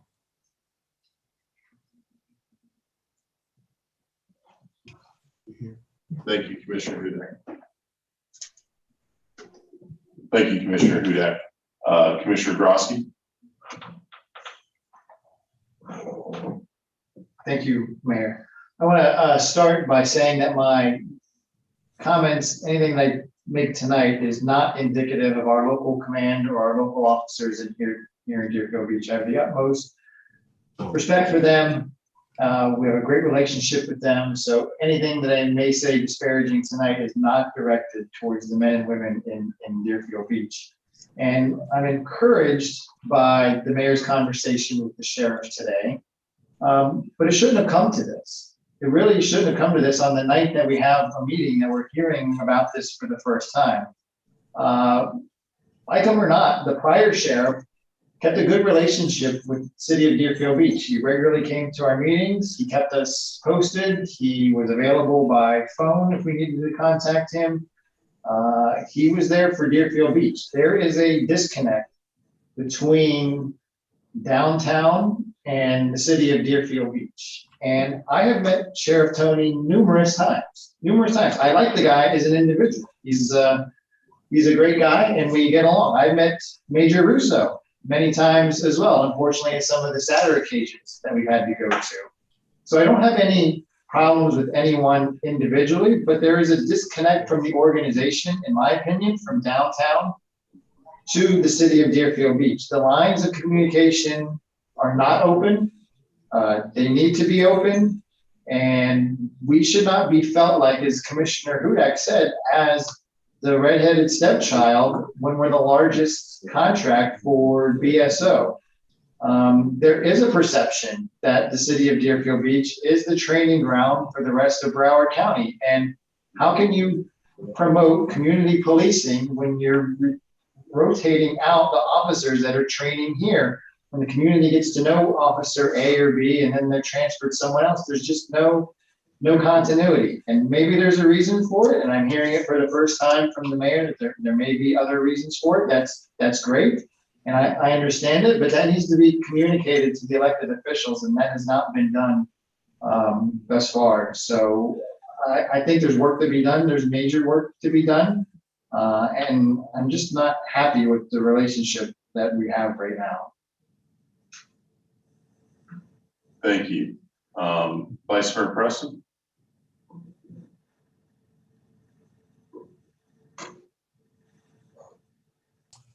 Yes, Mayor, thank you very much. I just wanted to say, and it's important for the residents to know, and it's important for BSO to understand as well. You know, during this past year, I've had a multiplicity of issues with some situations in District 2, and where some of my residents have been intimidated, and I have made it clear that tax-paying citizens of the city of Deerfield Beach will not live in fear, and nor will they be pushed around, and nor will they be intimidated. When there has been a situation that I have needed BSO to be a part of it, I have to tell you that they have. Chief Brimlow has done an outstanding job, and Lieutenant Hofstein, Adam Hofstein, as well, outstanding job. You know, they never have ever once made me feel like, you know, well, we paid them a lot of money, but they're not going to say you're calling too much. But they're always there. They're always looking to be able to resolve the issue, of which I greatly appreciate, because it has to be a team effort. If anything is ever going to be solved, we have to work together. And I will tell you, anytime that I've ever contacted Chief Brimlow about an issue, he has been patient and seeks to solve it, and Lieutenant Hofstein as well. And you know, it's important that we just not contract BSO, but for the residents of Deerfield Beach, they must be reliable. That's the key. They must be reliable. They must understand that it's not about dollars and cents as much as it is about making residents feel that they are secure. That's the key for me. And when you can have faith in an organization, good things can happen. So I appreciate the progress that we have made and we will continue to make under their leadership. This is important because I will tell you there have been some tremendous, and you all are aware of the shootings that we've had on Southwest 3rd Street. There are places right now in my district where there are people that look to intimidate because they really feel like they're in control. Well, let me tell you, they're not in control. And we're going to continue to challenge you. You will not intimidate law-abiding citizens of this and tax-paying residents of the city of Deerfield Beach. It's just not going to happen. It will not happen. And I'd like to thank, as I said, to reiterate and not to be redundant, but I would like to thank Chief Brimlow and Lieutenant Adam Hofstein for the work that they have done with me in trying to resolve some of these very serious issues in this district. And let me also tell you, the inability to address these issues, you might think you live in another district and it will eventually spill over. So whatever the problem is in District 2, it is also the problem in District 1, 3, and 4. So my issue is your issue. When we resolve it together, then the issue goes away for all of us. Thank you, City Manager.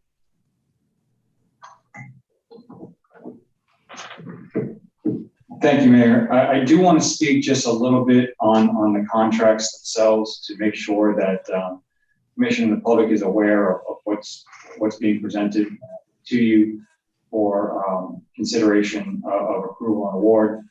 First and foremost, this is not the contract does not contemplate the dollars associated with the contract. We do that annually during the budget process. That's considered the consideration. And this has to deal with the service level that's provided by the Broward Sheriff's Office and the business terms of the contract. Generally speaking, the changes that we made, and I'm going to actually speak a little bit towards the next item that's before you, which is the BSO fire contract. Each one required a bit of cleanup to reflect changes that have occurred since we entered into the contract, our existing contract. And so a lot of it was cleanup items. We actually, for instance, with the BSO police contract, we made a change to reflect the existing personnel that are now here within the city. It actually reflects an increase in the number of sworn personnel that are working within a 24-hour period from 26 to 28. So that is a positive thing that I do want to point out to the City Commission.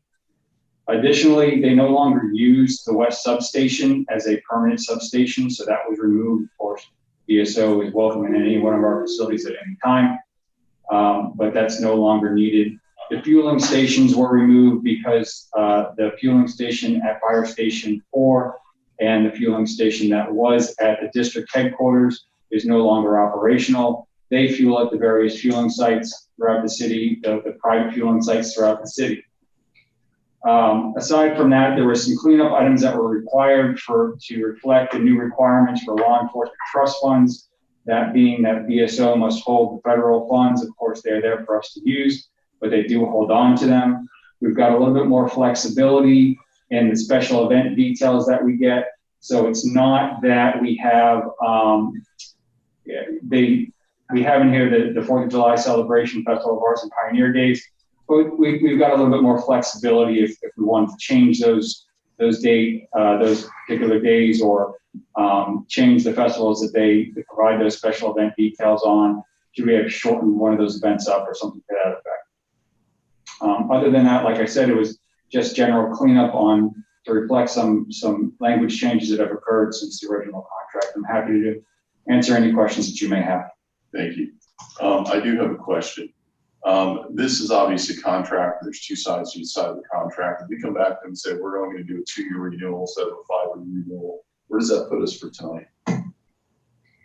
Mayor, I believe we probably have to table the item, get back with the Broward Sheriff's Office command to discuss any changes to the terms of the contract that we have previously come to terms with tonight, and then hold a special meeting to approve the contract at a later date, but prior to the end of this month, March 31st, for when this contract expires. I would also ask if, and I'll look for the city attorney's opinion on this, if that was a direction that the commission wanted to go. I'm just kind of wondering if we would be able to extend the contract for additional month tonight to allow for it to come back at a regular city commission meeting sometime in April. And I'll turn it over for the city attorney to provide any details related to that. Well, as the mayor pointed out, there are two parties to the contract. So I think, BSO would ultimately need to agree, whether it be tonight or at a special meeting at a later date, prior to the expiration of the contract, whether that be an extension for 1 month or doing a 2-year term. So I don't know if they're prepared to speak on that tonight. Well, here's my concern. While I had a wonderful conversation with Sheriff Tony, and I felt very optimistic about it, I'm hearing the concerns from my colleagues, which is information that I didn't have during that conversation. But I am disappointed on one aspect of it. I understand the sheriff's tied up. This is a 5-year renewal. And with all due respect to the major, to not have anybody from high command or at least the second in charge to be here for a 5-year contract for your largest contract city, it's extremely disrespectful to the city of Deerfield Beach. Extremely. So at this point, I'm okay with tabling it. I'm not in the mood to really re-up at this point based on that. That might sound petty, but quite frankly, if someone's not willing to put something in the contract that we need, give us assurances that changes are going to happen, and they're going to give you their word, and yet they don't follow through on that here tonight, I have a problem with that, a big problem. And I don't see any sense of urgency by anybody here to try to say, hey, how come we don't have somebody else here? That's concerning. I had a conversation with the city manager earlier in the year, once I knew that I would be here another 4 years. And I said, one of the things I wanted to do is put more police on the ground. And what I was assured with is that, and they've always done this, I will say this, our chiefs have done a fantastic job with the amount of men and women they have to really give us excellent coverage here in the city. But I was willing to look beyond that to try to expand this. And I was assured that we don't have to worry about that at this point. We have what we need, and we have the flexibility to be able to move things around. But I am disappointed in hearing that others have some concerns, and the fact that really we don't have the sheriff here, or at least someone who is right there at that level. And certainly no disrespect to Major Russo, but I think this is a little bit of an afterthought for BSO, and it shouldn't be, and that's disappointing. So it would be a major inconvenience to all of us and all of you for us to table this, but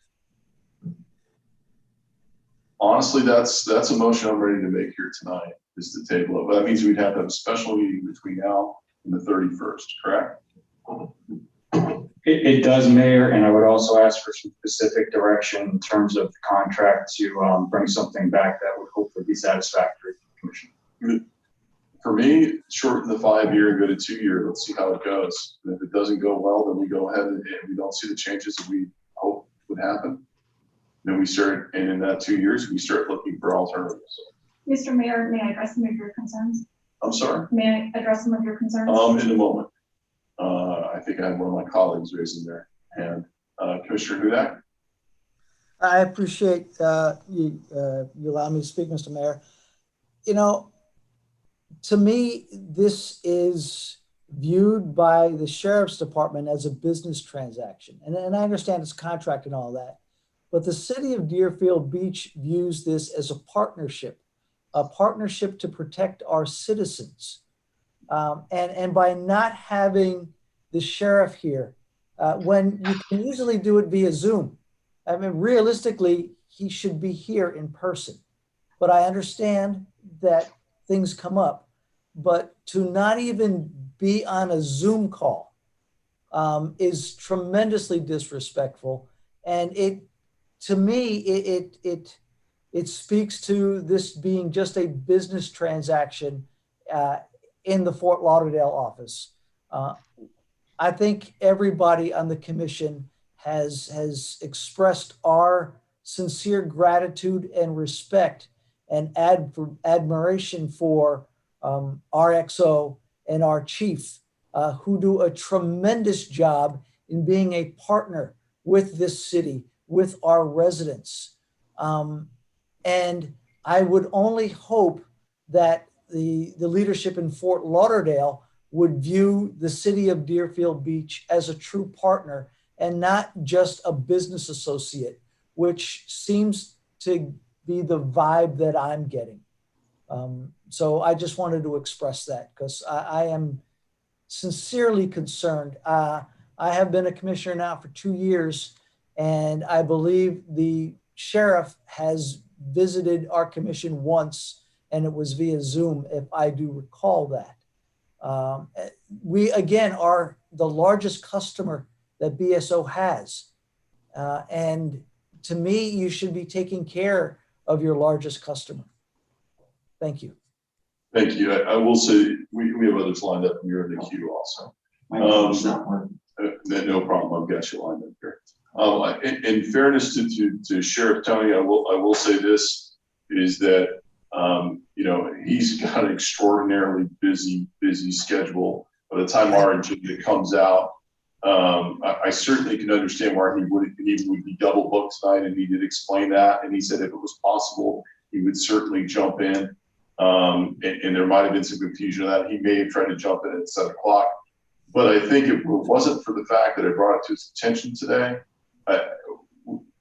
we didn't have anybody here. And what I was told is that we either have the second in command or someone in the high command. And again, no disrespect to Major Russo, but that's not to the level of what I expected to be here on a 5-year renewal for one of your largest clients. So, and not client, your partner here in this. So that is disappointing. I have Commissioner Drosky, and then Vice Mayor Preston, and then Commissioner Parnas.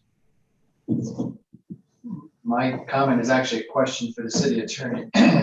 If we table this, Mr. City Attorney, can we do it with a 45-day extension instead of 1 month? 45 days gets us through the end of April.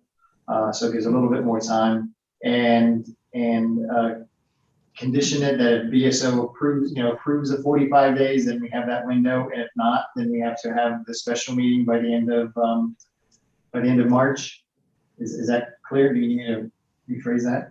I think I understand. So basically the motion would be to enter into a 45-day extension of the existing agreement while the parties negotiate a more longer term deal, meaning more longer term than 45 days.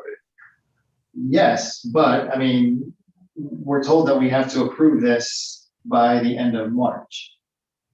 That's what the city manager said. So we have to have a special meeting. So can we approve an extension that BSO can then, after our meeting, approve? And if they don't, then we have to have that special meeting by the end of March. I believe you Does it could. work that way? Well, we do have an expiration at the end of the month, so I think that's what's driving the potential special meeting. If BSO, if BSO agrees, then I think we can move forward in that direction to give you some more time to negotiate. If they don't, obviously we would have to come back. Well, I don't know if Major Russo has the authority to approve an extension tonight or not. My guess is she probably doesn't. So if that's the case, can we approve the extension tonight and kick it to downtown and let whoever makes that decision make that decision? And if they approve the extension by the end of March, then we don't need that special meeting. Sorry, that was downtown. And otherwise, we have to have the special meeting. Can we basically kick it into BSO's court to approve this extension while we continue to hammer out the details? Or do we have to make a decision tonight whether to have the special meeting by the end of March? I believe you can do that. I mean, BSO could object or say no, but it would be up to them as to whether, to proceed. Right, if they object or 45 say days. no, then we have to have our special meeting by the end of this month.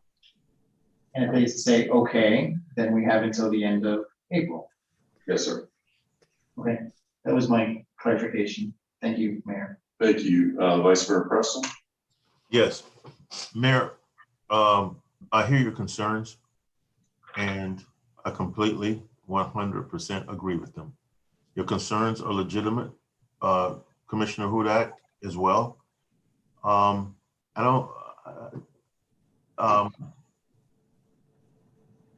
know that these kinds of things, we look at it from a business perspective, but the city of Deerfield Beach and its residents must come first, and there should be, for our taxpayers, there should be an embrace. And as Commissioner Hudak said so accurately, it's a shared teamwork type of move. But I will say this: I would first ask my colleagues, do any of you know exactly who the fire rescue chief is by name? Do you know who that is? My point in saying this is that in asking that question to you, if it is important that the sheriff be here, then we must also say that the fire chief of fire rescue for BSO should have been here as well. And so, we pay them a lot of money, and the fire chief should have been here, and it would have been good for the sheriff to be here. So, but I don't think that we should put it on the sheriff without acknowledging too that the fire rescue chief should have been here and present as well. Well, I know that's the next item, and I believe he is online. So I was keeping it to the police portion of that, but that's certainly something we can address. And a good point, Commissioner Preston. Commissioner Parnas, excuse me, Vice Mayor Preston, Commissioner Parnas. Yes, I'll make a motion that we extend this till April 30th, if agreeable to the police department. And if not, a special meeting be called to settle this as required in our contract. And if I may, Mayor, just for clarification of the record, just so we understand in case I have to drop this, the 45 days is going to be on the same terms and conditions as the existing agreement, not what's before you. So I just wanted to point that out. Major Russo, you've been patient. I'm sorry, go right ahead. Thank you so much. I just want to address a couple of your concerns. First and foremost, I understand what everyone, the mayor and the commissioners have expressed our concerns about communication. As you all know, it's been a transition for the agency with new command staff. That being said, the sheriff was unfortunately double booked tonight. I am here on behalf of the agency to address some concerns that you have. Having formerly served in Deerfield Beach, I know firsthand the great work that's being done here in Deerfield Beach by many deputies. Our expectation is that all deputies employ community policing, not just the few select staff that are assigned to a community affairs unit. While certainly their work is important, it's really important that all deputies employ community policing. That being said, there are on occasion a number of staff that are either promoted out of Deerfield Beach, myself being one, the former police chief out of here, Captain Schnackenberg was promoted to major. So this district really, by virtue of the experience that they obtain here, the mentorship that they get, they go on to serve in a greater capacity in a specialized unit or promotion. That's a credit to the work that's being done here in Deerfield Beach. That's a success story, and we should all be proud of that. Yes, on occasion, there are employees that have to be transferred out. And when that happens, we will work with all of you to provide greater communication on that. Again, I'm assured that these are things that we can work out internally amongst all of us. I've had some great conversations with the city manager to that extent. So I urge all of you, we've had a 30-year relationship with the city. I see no reason why we can't continue a great relationship with you and approve the 5-year renewal. That being said, if you feel the need to not do that tonight, I'm sure you can appreciate that I have to take that back to our legal team. I can't enter into an agreement tonight on their behalf. So again, in closing, I hear what everyone is saying, and I assure you that I think these are, communication issues that we can all work out together. Okay, I have a question for you then. You just said that the training, you listed all the successful people that have been here, started in Deerfield Beach and moved on, including yourself. That makes us feel like we're a training ground, is that we are where everybody gets their feet wet and we are a stepping stone to someplace else. That means we are left with losing excellent people to other areas, like yourself. And that's frustrating for us. And that happens, and I understand that. With a large city, it can be somewhat of a training ground. But to the extent in which we start losing talent and just have to build somebody back up again, I think that's one of our frustrations. I don't want to sound petty and just say, well, because someone high enough didn't show up here tonight, that we're going to throw the baby out with the bathwater. But here's my concern. This is a 5-year contract. I've got concerns left and right from my fellow colleagues up here saying that there's issues that they have. And I'm told that someone that's going to be here that would be at the level that I would think that this contract, a 5-year contract with the largest city, would warrant. No disrespect to you by any means. You knew this already. You knew this was a concern of our city manager, and yet somehow it never made it up the flagpole to make sure we had somebody here other than yourself, who would have been planned here all along. So I would love to just say, look, I don't want to postpone this. We'll do the 5-year and move forward, but what is my guarantee that all the verbal promises that we're getting are going to come through? And I don't have it. I'm stuck for 5 years. I don't want to be in that situation unless my colleagues' concerns are addressed. And not having someone here is not a good way to make me feel comfortable that the verbal communication that we're getting from you is going to change the issues that we're having. I don't see anything in the contract that would change, to be honest with you. That's really what the whole postponement would be, is what do we get, and you want a clear direction, what would we change in the contract that would be different? I am conceding that Sheriff Tony made a great point to me on the phone as far as their need to be able to their inability to give us one veto a year and to have it in the contract that we would definitely be notified ahead of time. What he has said is they will work on that communication, and I respect him enough, and I have a ton of respect for him that would happen. But I'm sitting here tonight about to renew for 5 years, and I don't even have the one simplest thing you could do is have somebody from high command. That's concerning. So rather than stick my city with 5 years with what seems to be a new transition here in the Sheriff's Department in which the communication has not been as strong as it should. And Sheriff Tony's a great man, great guy. I don't know why he's here, not here, not tonight, but I mean, in general, we don't see him very often, hardly at all. That can't be said about the predecessors. So we want to see that, but what I would hope is that we're treated at a level that is at least representative of the size of our commitment to the Broward Sheriff's Office. We don't have that here right now. So that's really disappointing. Go back and look at old meetings. I've been here 12 years. I was part of the transition when we moved to fire. I can tell you how many people we would have here in the past. No disrespect, but not good enough. Really not good enough. Mr. Mayor, if I may. Yes. I apologize. I was just looking down at my phone because the sheriff was actually calling me. I wasn't able to answer his phone. And I'm sure that he wanted to provide some clarification to you all.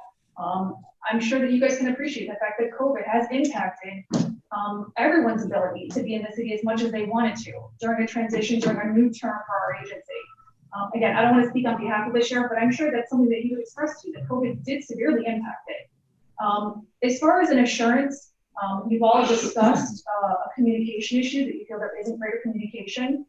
I'm not sure that anything in writing I could give you would, give you that ease, but I give you my word. I give you my word as a 23-year employee of the sheriff's office, as a former employee in Deerfield Beach, that I understand the needs of this community. I worked in this community. And I think it is a credit to the great work that's done there that people are promoted and go on to serve in a good capacity for the agency. I wouldn't look at that as a negative. Certainly, it's a large district. You're going to have a lot of people that come to this district to learn, to experience. It doesn't mean that they're being moved out once they learn. It means that they develop skills and experience and are mentored and learn things such as narcotics, for example, and go on to serve in a specialized unit of organized crime, maybe for example, or they get promoted to a sergeant. And generally when you're promoted to sergeant, you move on to another district to serve. So on occasion, when there is an issue with an employee who's moved out, those are things that the agency looks at and we try to rectify any issues that we might have. Again, I urge all of you to perhaps reconsider your concerns. I can't commit to a two-year renewal. Simply, I have to make a recommendation to our general counsel, which I'm sure you can all appreciate. It's not that I don't want to give you a good faith answer tonight. I'm just simply not able to do that for you tonight. As the regional major, I oversee 7 of our districts in the North region. I'm confident that I'm here to answer any questions that you have. If it's the sheriff specifically that you want to see, I can communicate that to him, and I'll step out right now and call him. But I had hoped that I could ease some of these concerns for you and address them here presently. Was it not posed to you that would be concerning that not having someone from the highest command not being here tonight? Mr. Mayor, any miscommunication is my responsibility, and I take responsibility. Okay, so I appreciate what you're saying, and I understand COVID certainly changes things. I'm not expecting anybody to be here. They can be online. The fact that they're not is disappointing. Now, maybe that's not enough for all of us here to throw the baby out with the bathwater. Said that before, and I guess I got to pay a fee for using a coined phrase. But the bottom line is, I'm disappointed, and I don't want to handcuff myself to 5 years if this is the foot that we're getting off on with having trust with what's going on. And we've been talking about this for how long?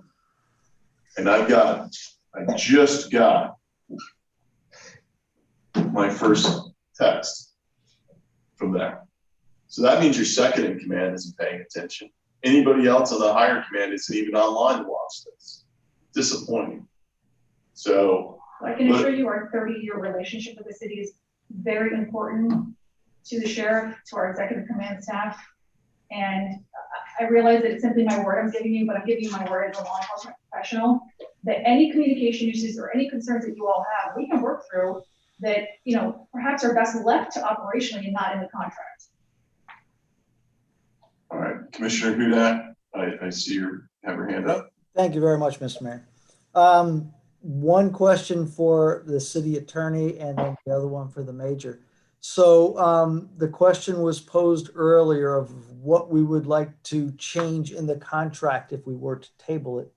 And I guess the statement or the inclusion I would like to see if we are allowed to input would be that a member of high command attend a certain number of events and city commission meetings over the 5-year period. Again, I would like to view this as a partnership and not as a business transaction. But if we've got to put a business transaction in place to ensure that this partnership is fostered, is that something that we can do? Or is that something that you recommend we do?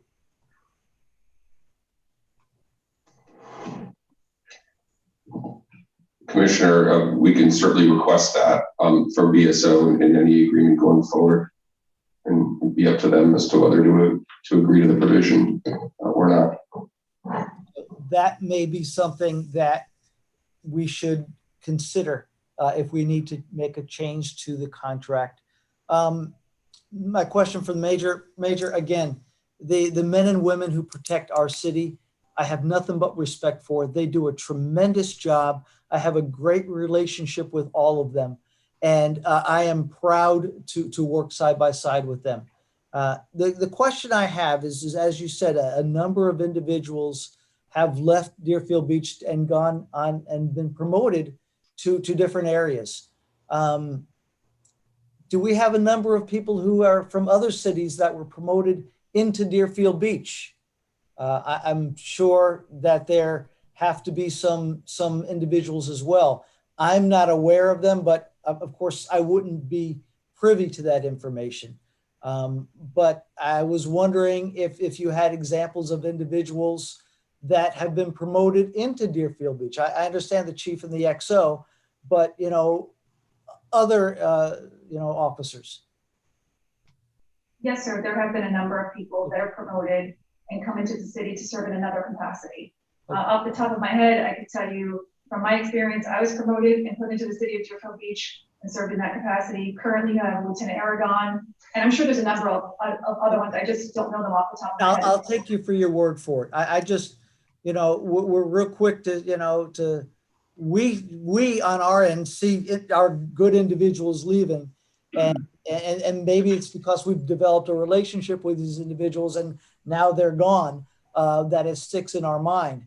And the new individuals that are getting promoted and serving our city, we have not developed a relationship with, so we don't have the exposure to them. And so I'll take you for your word. I mean, in actuality, your entire command staff here was promoted into the city. From the captain to lieutenants to the sergeants. So it does go both ways, as you mentioned. Excellent. Vice Mayor, and then back to you, Commissioner. I was going to do this motion. Well, you can't move the motion. You put a motion, it sounds like it's died without lack of support. So, I don't know. okay, I can call it and find out. I don't see a second for that yet. So Vice Mayor Preston? I think that obviously there's, some questions. I sense a bit of tension. It's important now that we think a little bit, that no matter what we do, that whatever in the end that is done, and we will eventually resolve this, and we have to make sure that a relationship continues and that it is a shared, and that this meeting does not damage that relationship.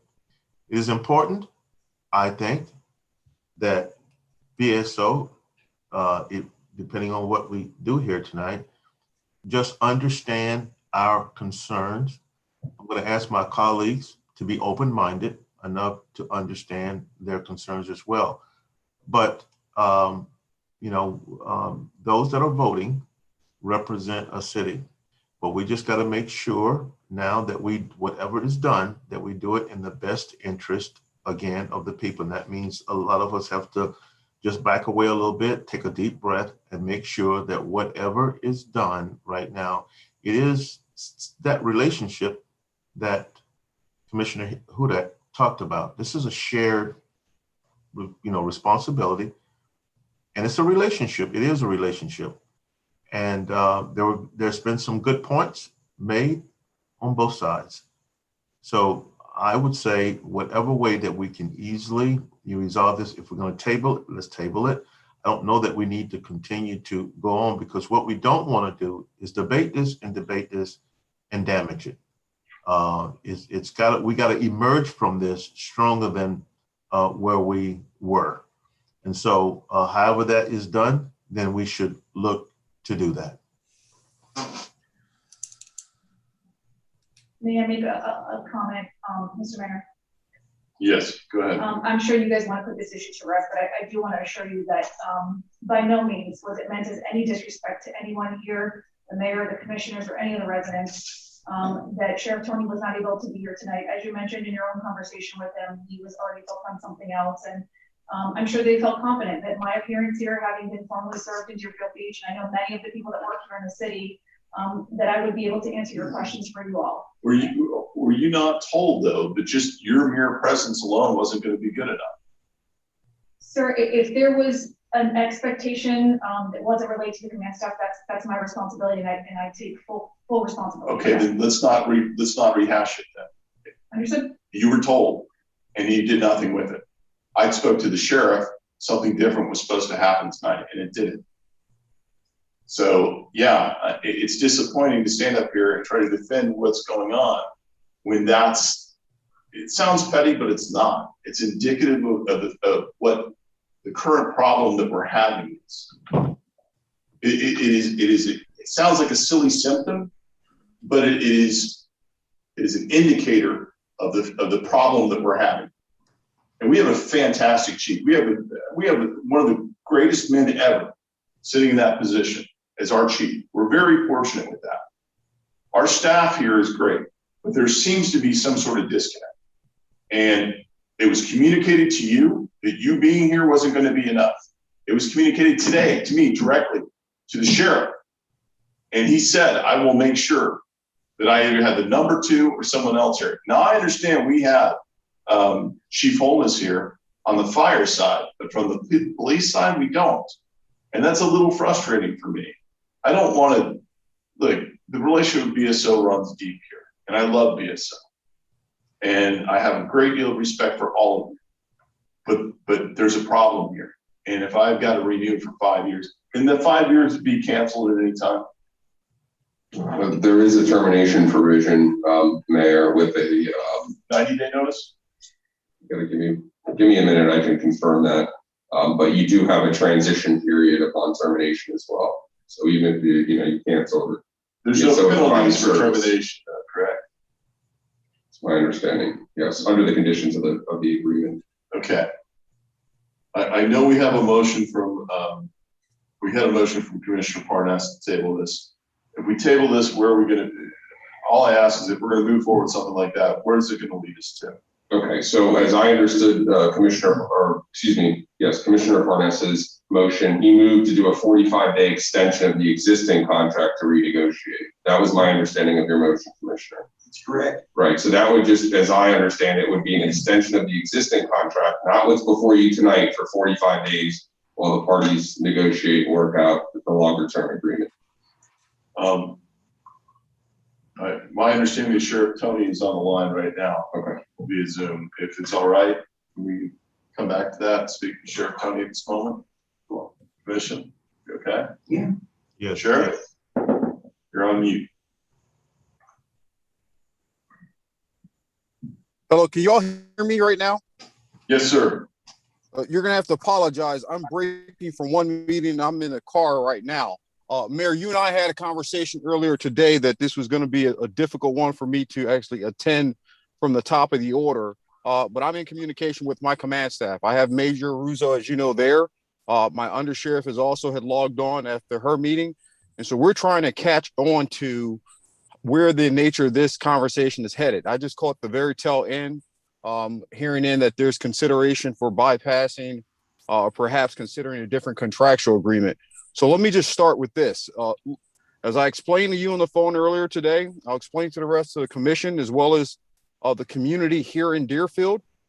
This is a very viable relationship that this organization has had for quite some time with Deerfield, and we have no intent to see that relationship part its ways. We have put forth a tremendous amount of resources and efforts to make sure that we not only appease the commission and the elected body, but also the community in which we serve, which is the greatest priority of all. So I'm hoping that, again, Mayor, I've only caught the very tail end of the last 10 seconds of your comment. And that is part because we are running around from meeting to meeting, commission to commission. This is probably my 15th Zoom of the day. But that is not to say that there is no importance for myself or this administration when it comes to the service we provide to Deerfield and the interests and concerns that you all have as an elected body. I have given my word to each and every one of you at some point in time that BSO is not only committed to Deerfield, but will continue to do everything that we can to see that the community prospers in terms of what the level of services we provide, and our reputation has spoken for itself. And I hope that as there's considerations for whatever contract term that you all see fit as the elected body, that understanding is crystal clear, that we are not about to start sacrificing our services, and we are not interested in bifurcating or breaking up the partnership that has been established before any of us have served, including myself and including that commission. Deerfield is a longstanding partner, and we want to maintain that. Thank you, Sheriff. To fill you in on some of our concerns, some of my other colleagues, you know, I had our conversation today.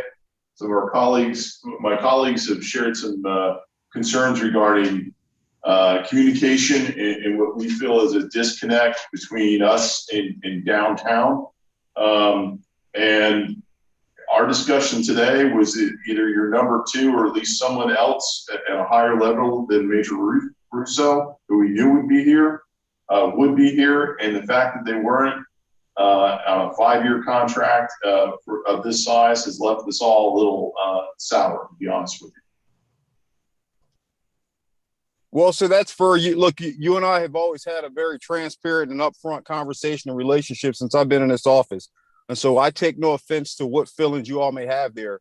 The only thing I would add to that is the reminder that a major in this organization is not some minuscule administrative position.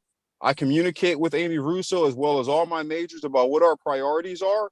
And when those individuals, whether it be a major or a colonel, has the opportunity to represent this organization, they are speaking on my behalf. You can count their words as if you've spoken to the sheriff myself. I did, and if I could share this for a moment, sir, because you and I did have that little conversation today when I had an opportunity. I'll share this with the commission. There was some dialogue and concern that was brought to my attention, again, through the major as well as up through the chain of command, that the commission wanted us as an organization to take on a consideration to include veto powers in the sense of if we have, and forgive me, sir, if you guys already went through this again, I wanted to jump on because I know this was important for everybody there, for us to include veto considerations into contractual elements when it comes to us having to move or shift or reassign baseline deputies or baseline supervision. And as I had stated to you during our conversation on the phone, that type of implementation or added language into a contract was not feasible and not something that we would want to do here because it impacts a multitude of levels. To begin with, what we would do for one city would be transferable or necessity for every city. The second side of it is there's oftentimes, in the case that we've talked about in terms of the employees who have been transferred out of Deerfield Beach, knowing that there are some benefits to keeping them in there, but there were also considerations that we had to weigh from an administrative concern about what can we do with employees that we had issues with from an operating standpoint. We have a lot of good employees in Deerfield and other cities, but unfortunately, the commission or any commission that we contract with is not going to be privy to the day-to-day operations and considerations that impact morale, that impacts the overall standing of a district or district chief and his or her responsibilities to manage their organizations. It also, we have to take on considerations such as promotions. I hate to be guilty of this, sir, but I have to say this. I had to take some people out of your city to promote them and give them opportunities. Cooper and was one of a pride and joy of Deerfield. But we can't suppress the growth of individuals who are talented in the organizations simply because they're good at what they're doing. So we don't want to have that side. And I think you understood both sides of it. I talked to Major Russo as well as Captain Brimlow to make sure we could make a concession so that the city is never left outside of the loop about what decision-making processes are taking place and the why behind them without there being a formalized contract. And you have our commitment to that. Was there anything else, Mayor, that I missed or anyone from the commission from the onset of this meeting that you want to bring to my direct attention, so where I can continue to table some of these things that you're worried about? Well, Sheriff, I expressed from the beginning what our conversation was and how I felt comfortable with the knowledge that you shared with me as far as the reasons for not having it in the contract to move people in or having that veto power. And I think for the most part, we had a consensus that that was all right. My colleagues have brought up the issues, and I'll let them speak for themselves about some of the communication, the lack of communication that we've had, what we feel with downtown, and quite frankly, what we feel is a disconnect with you and some of the higher command staff. Now, based on I told them that you had told me that we would have either the second in command or someone at that level here tonight. We knew Major Russo was going to be here, but quite frankly, and no disrespect to her, that position, that is not the level that we thought it would be, and certainly not the level that we think a contract like this, this size, would warrant. So it's disappointing and frustrating for us. And I'll let my colleagues speak to that. Vice Mayor Preston? When this conversation began, Mayor, I appreciate you stepping forward to challenge BSO and establish Deerfield Beach's position with BSO. What are our concerns for that to be clearly illustrated? And then BSO commitment to the city. I think, Mayor, you have achieved that. When I hear the sheriff speak, I hear the commitment from him. I understand what he's saying. I think that the concerns and everybody, how we were all challenged just about a half hour ago, I would say that those challenges really don't exist like they did. Now, the chief of BSO could have deferred. He could have actually say, I'll talk to administration tomorrow, or whatever the case may be, but he chose to clarify. And I really respect him getting in front of us to answer any questions that are there. And so everything that was a concern before, I believe that those concerns have been met. And I really believe that we can proceed ahead now. Points have been made. And those points have been made on both sides. I think now that there's a clearer understanding between the city of Deerfield Beach, its leadership, and BSO. And so I believe that in a very balanced manner, we can continue to do what was on the agenda to do. I don't think that there's a reason to table anything anymore. I think that we are in a position to go ahead and have a vote. Okay. Commissioner Hudak? Thank you, Mr. Mayor. Sheriff Tony, great seeing you again, even though I don't see the camera. I'm in a car, sir. I'm sorry. No. Be safe, please. We have a tremendous relationship, and I respect that relationship. At no point in time, I don't think anybody on this commission questioned BSO's dedication to our city. The people that you have put in the leadership place in our city, our chief, our XO, are, in my opinion, top notch. They have this city's best interest at heart, morning, noon, and night. And I respect them and the individuals that report them, as does everybody on this commission. They do a tremendous job for our city. In listening to the conversations between the members of the commission, none of us had a concern with the contract. We understand the operational needs that your organization has to move individuals as you need operationally.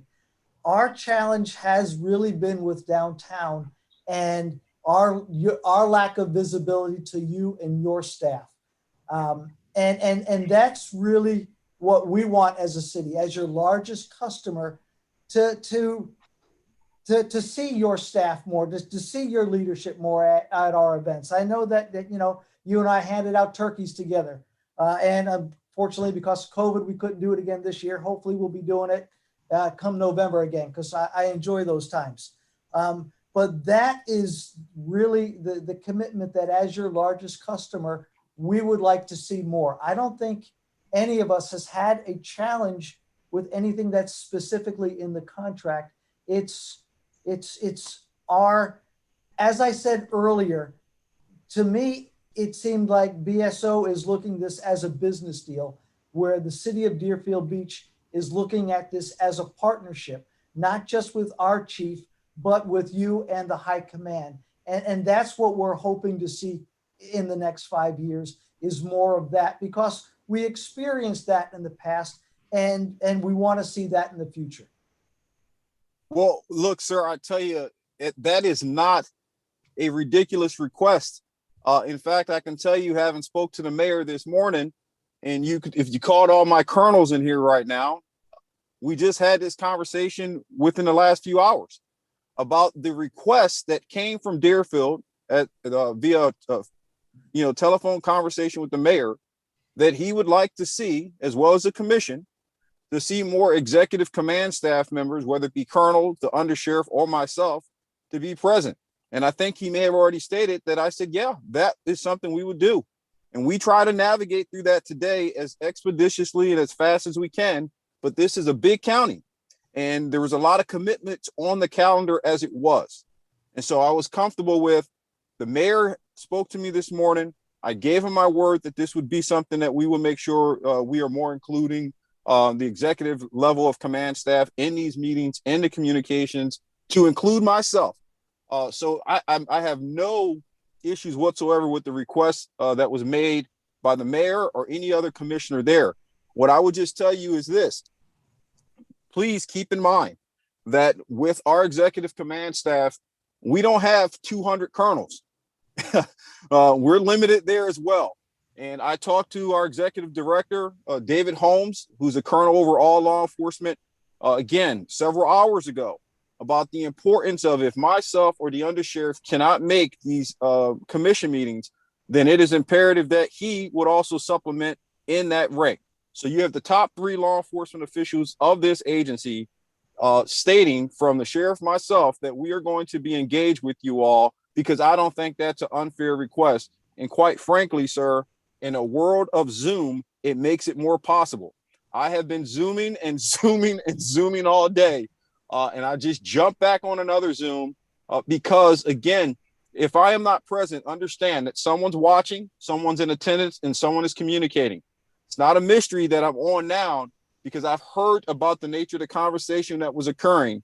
And the mayor was polite enough to even send me a text and say, hey, Sheriff, we're in the middle of the meeting. Is there going to be a number 2 or so? And Bill, you can tell him what I said in the text. I'm about to log on. I'm walking out of another meeting. So it's a simple request. If that's all that Deerfield is requiring of me, then it's a yes. It will be done. And I understand, you have limited resources, you have limited colonels. Once a quarter,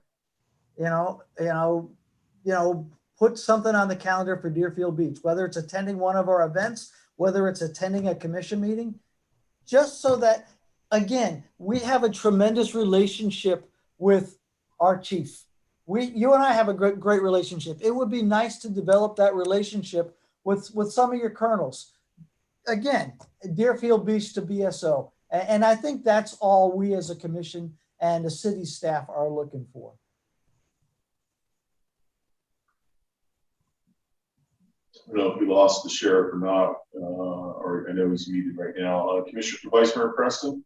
Yeah. Before you get back to Preston, did I skip anyone? Did anyone else want to speak? I will. Okay, I didn't see hands raised. I want to make sure. Sheriff, go ahead. Yeah, nope. It's a yes. It's a simple request. It's a yes. Capital Y-E-S. We'll get it done. Thank you. Vice Mayor? Yes.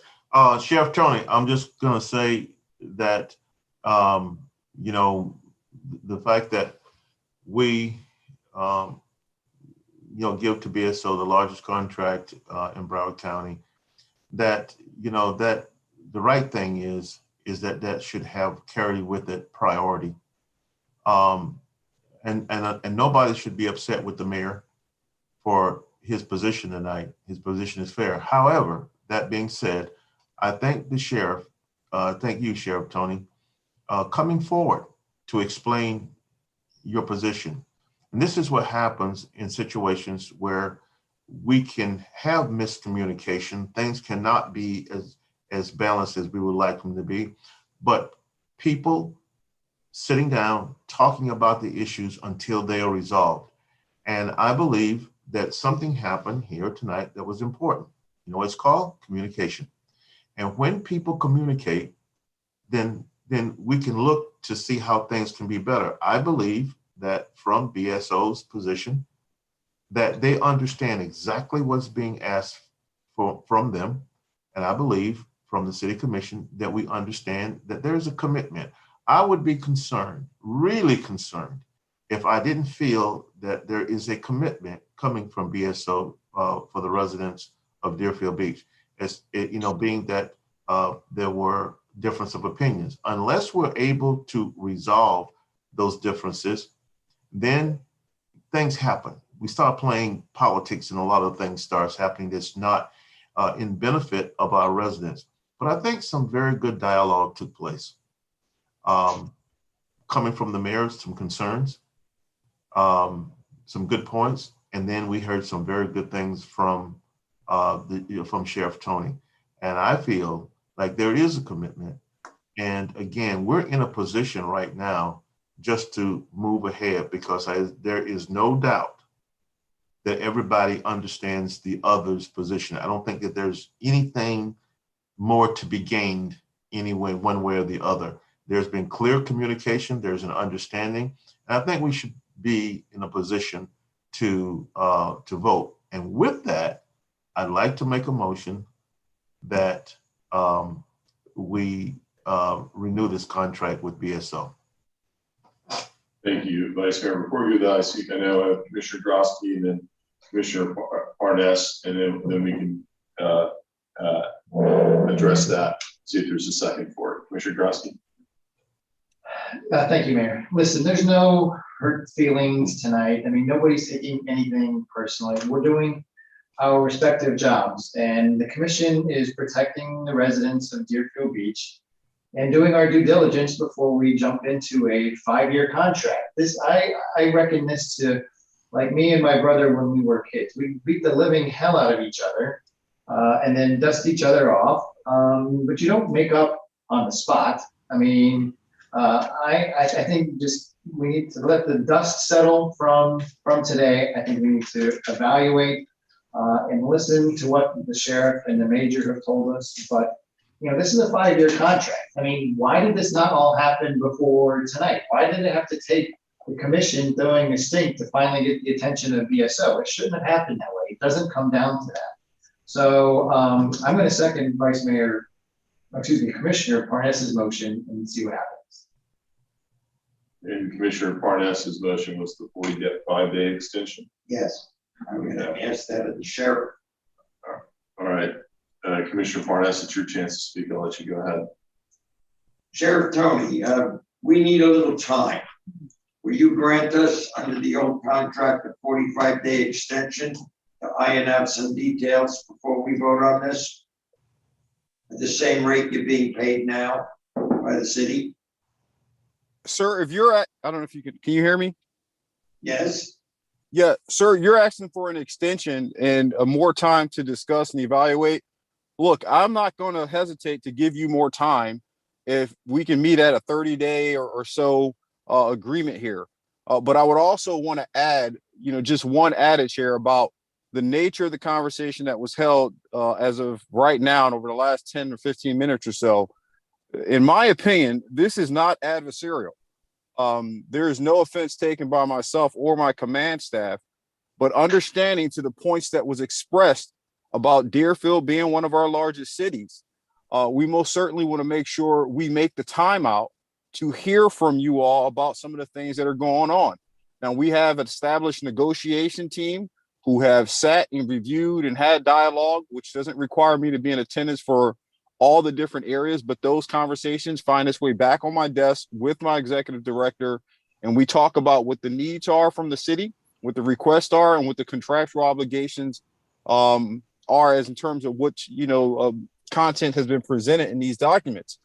But I have to say this, regardless of the size of the city in which we serve, whether it be West Park, whether it be Deerfield, whether it be our smallest of cities or our largest.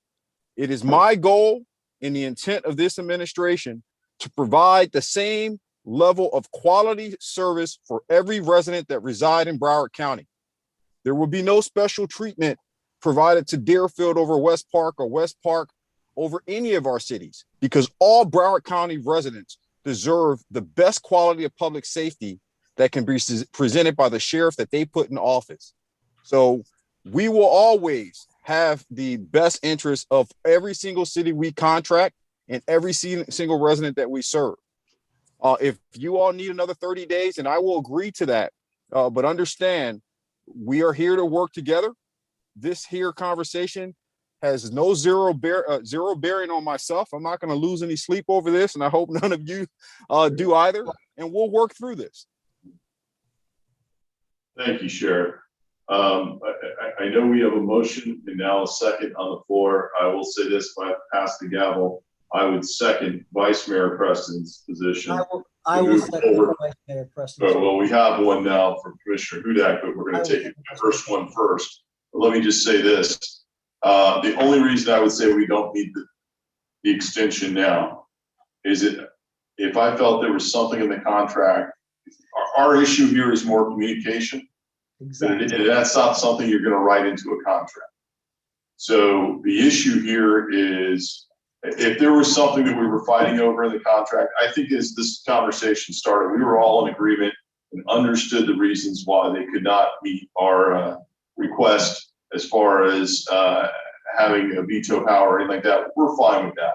The only issue here is really communication. What we feel is, the Deerfield needs to make sure that we have that commitment from downtown. We have one of the finest chiefs, Sheriff, and I'll tell you this right now, cannot say enough good things about Chief Brimlow. One of the most incredible people we've had in the city, beloved by the citizens and here on staff. So we have that. We want to make sure that connection goes further up the chain as well. We love having Major Russo as part of the team because she is one of ours, but we also know it needs to go higher than that. That's not something that can be in the contract. I think that's just something that we have to have an agreement on. I agree with Vice Mayor Preston that we're at that point. I'm going to respect the Robert Rules of Order and go with the first motion that was made by Commissioner Parnas and seconded by Commissioner Drosky. I'll call that vote in a moment here, but I see your hand is raised, Sheriff Tone. Yes, sir. I just wanted to reiterate because I hear the nature of how the commission is moving and shifting, and I appreciate that because I don't think we need an extension, but I'm most certainly willing to make a concession for that request. Again, we're trying to meet things to the needs of both your commission, your elected officials, in the community. I don't think the community benefits if we are still having dialogue over something that I've already committed to. There's only one person that can make that commitment, that executive command staff members will participate more frequently, will be involved in commission meetings and more projects, to include myself, to include your sheriff. And that is me. And you have that today. And that's not necessary in writing, because if I don't fulfill that, Mayor, you're probably going to call me again.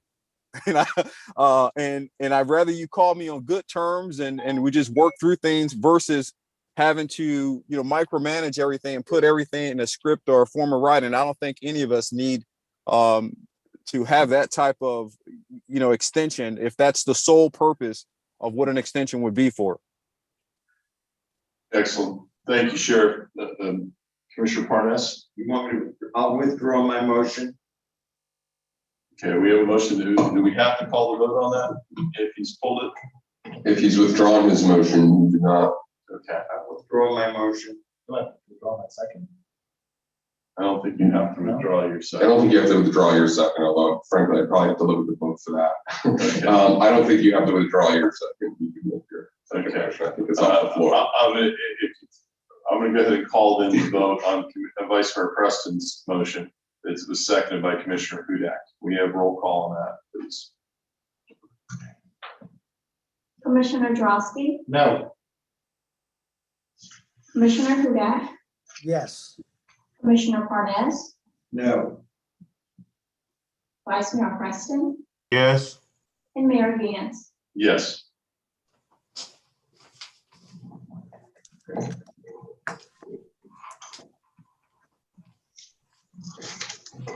We ready for item 14? Yes, we are. Okay, item 14, a resolution of the City Commission of the City of Deerfield Beach, Florida, approving an agreement with Broward Sheriff's Office for fire rescue and emergency medical services for a 5-year term, providing for execution and effective date. Thank you. And I do know, I don't know if there's anyone from the public who care to comment on this item. I don't see anyone online, and there's no one here in the venue. I'm going to close it to the public then. I know that we have Chief Holness here. He's been online this entire time. Chief?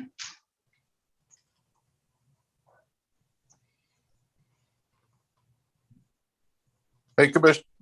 Hey, Mayor Gantz, how are you? Vice Mayor Excellent, Preston, sir. How are you? City Commission. Excellent.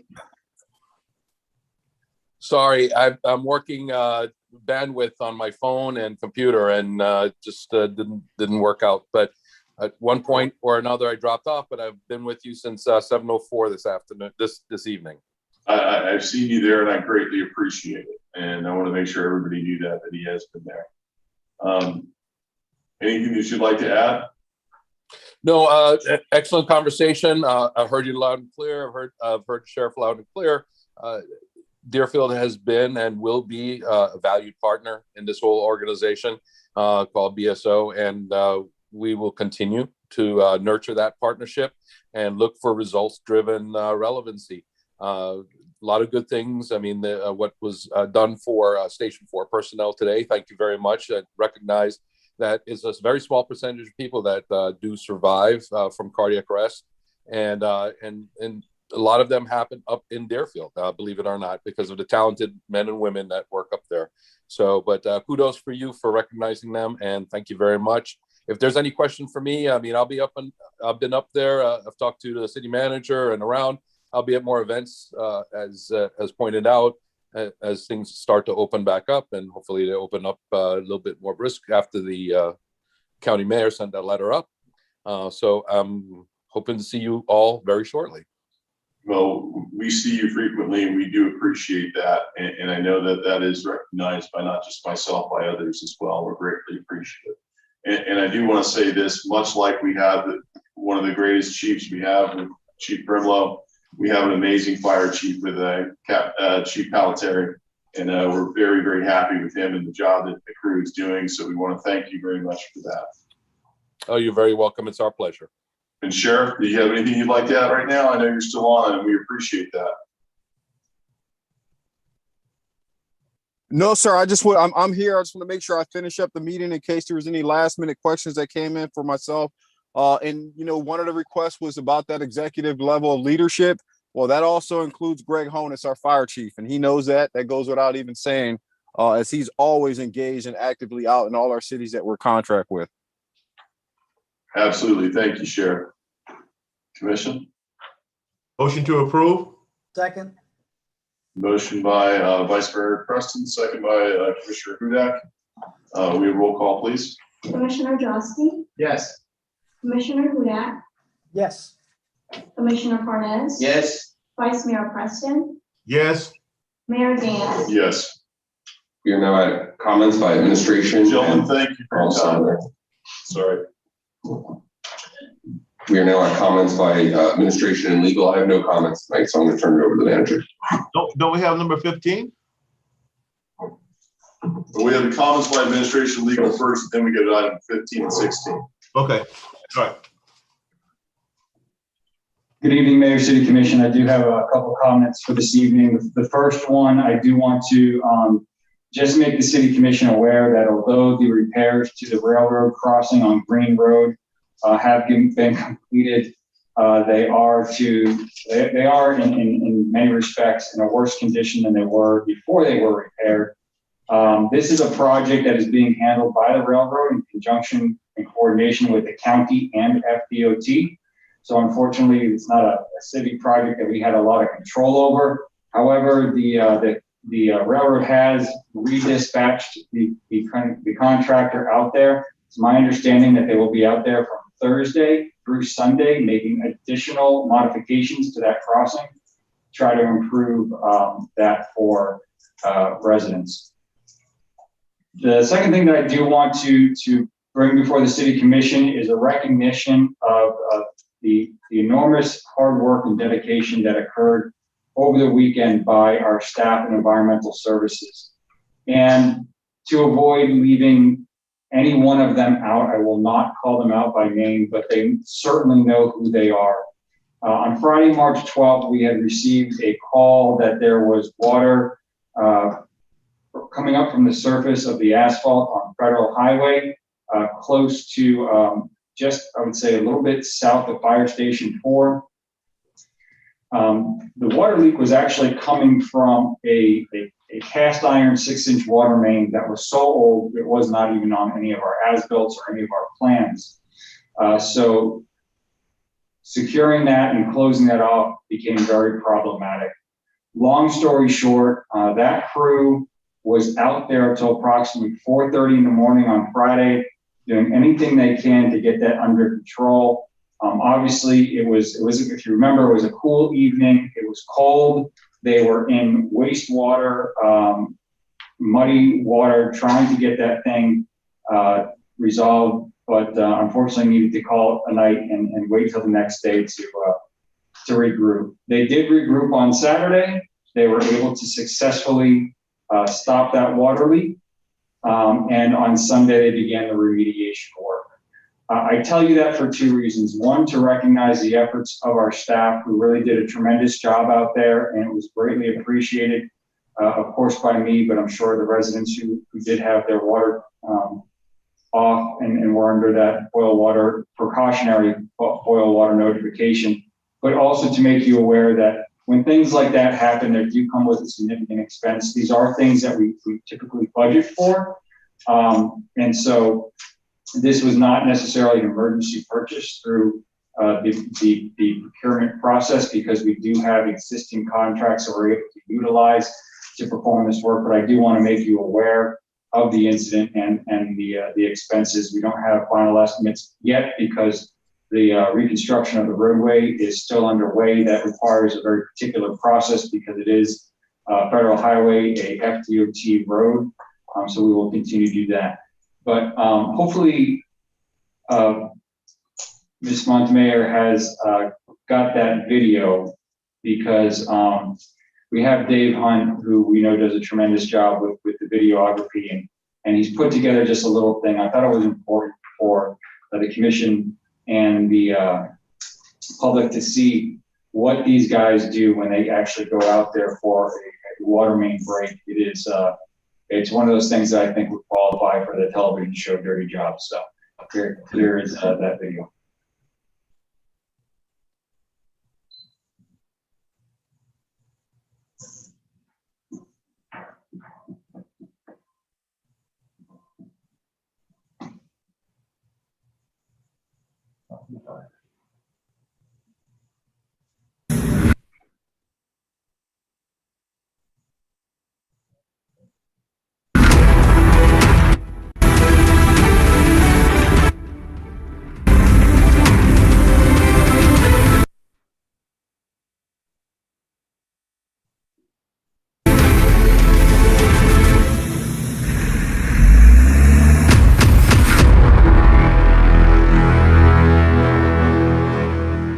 So we were obviously having some bandwidth issues during that, but I think the still images that shows them on some of their work with speaks for itself. So I did want to share that with the commission. And those are all the comments I have this evening. Thank you. Mayor. Yes, sir. I would just like to respond to the city manager. There's only one thing that's wrong with that, is that those people are not in front of us. When you have something of that magnitude that demonstrates the kind of employees that we have, they ought to be honored by standing in front of the city commission, and they need to be given certificates. So very often, this is what the public does not see. They don't know that. And although we might bring a video in and we show it, and you can see the problem with that because you don't get to see it, how it happened. we need to bring, you were talking about how cold it was, and it was on a cold evening, and those people were standing in waist deep water. You know, that's great. So I'm gonna ask Mr. City Manager, if you would get the names of those that were involved and bring them in front of the city commission. You know, because when a resident is inconvenienced for whatever the reasons might be, we don't always think about anything other than getting, you know, my water back on, getting my lights back on. And when it's done, we move on. We might think about who we want to thank for that.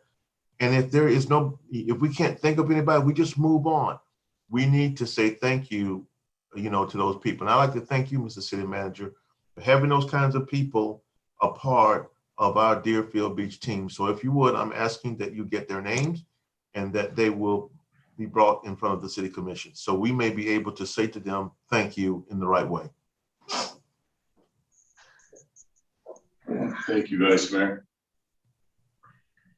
Good. Any other comments? Okay.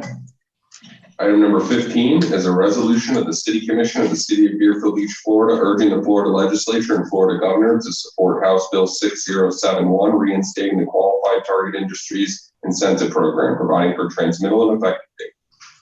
Is there anyone from the public here to comment on this item? I'm going to close it to the public. Everyone, I think we know how important this is, and I really hope that we can have some influence to be able to have this reinstated. So, yes. Motion to approve. All right. Motion, Commissioner Parnas. Second. Second by Commissioner Drosky. I have my hand up. I have my hand I'm up. sorry. I have my hand. Yeah, I'm so sorry. Go right ahead, Vice Mayor. This is an important, I'm going to support it, but I wanted to ask the city manager, you know, in that targeting process, it says certain businesses are targeted for these tax incentives and that sort of thing. Do we, what is the, how do they do that? How do they determine what businesses will be targeted versus another? So Commissioner, to answer your question, a lot of times these businesses come to us from the Alliance. And these are the projects that will typically go under these top secret names, if you will. Mm-hmm. And they get approval from the state. And then we are asked, so the Alliance will come to us and they'll say, you know, do you wish to participate in this program if it gets approved? And then we agree, you know, they come under like a code name to us, and then once we approve it and they agree to specific terms with the state, this is a performance-based program, meaning that they get reimbursed for the performance, the terms of the TTI program, and then once they do, they get that tax benefit. So that's the way it comes to us. It comes to us typically from the Alliance when they are aware of a business who is looking to come into the city. Okay, thank you. You're welcome. Okay, we have a motion, a second. We have all in favor say aye. Aye. Aye. Those opposed? Okay. Item number 16 is a resolution of the City Commission of the City of Deerfield Beach, Florida, urging the Florida Legislature and Florida Governor to oppose Senate Bill 522 and House Bill 219, preempting the regulation of vacation rentals to the state, providing for transmittal and an effective date. Thank you. Is there anyone from the public here to comment on this item? Yes, if I may. Yes, sir. My name is, I'll let you get to the mic before you ask your name and address. Thank you. my name is John Myhill. I reside at 605 Southeast 12th Avenue and have done for 32 years. I'm talking on behalf of being a resident alongside of a rental property. And it has got out of hand where we've been calling the police on a number of occasions. The rental company does not seem to have any concern. They tell us they have concern, but we never get any feedback. The police have spoken to people that live there, but it goes on and on and on.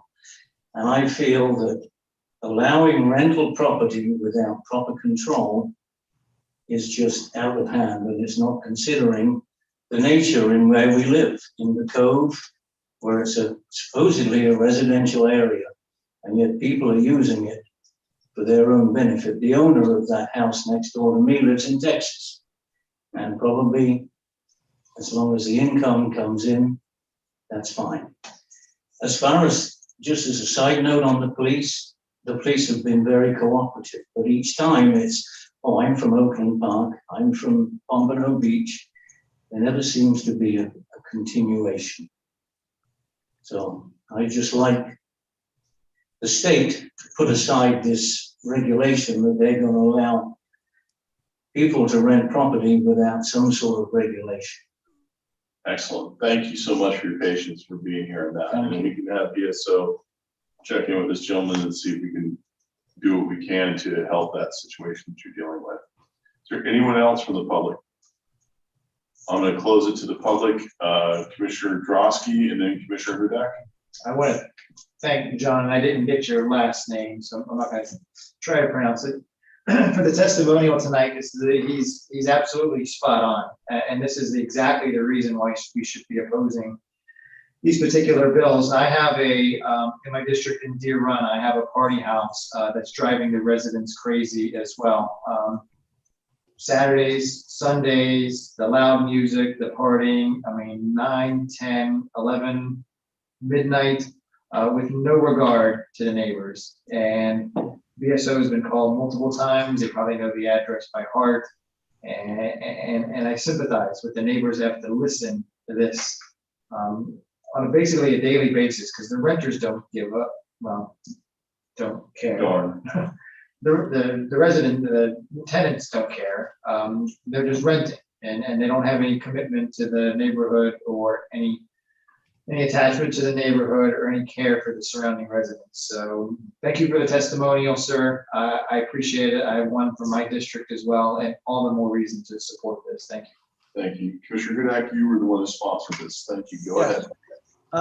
We have numerous people in numerous areas in my district that are adversely affected by this. And that's, Commissioner Drosky and I went up to Tallahassee, I guess it was about a year and a half ago, maybe even 2 years ago, probably 2 years ago, when this bill came forth back then.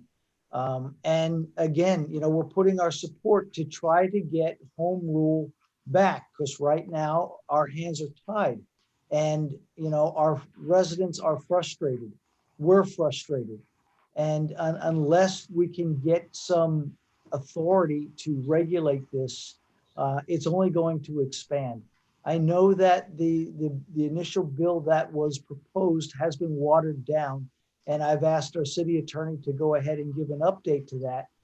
But I still think it's vitally important that the city of Deerfield Beach supports, preempting this bill or putting this bill down.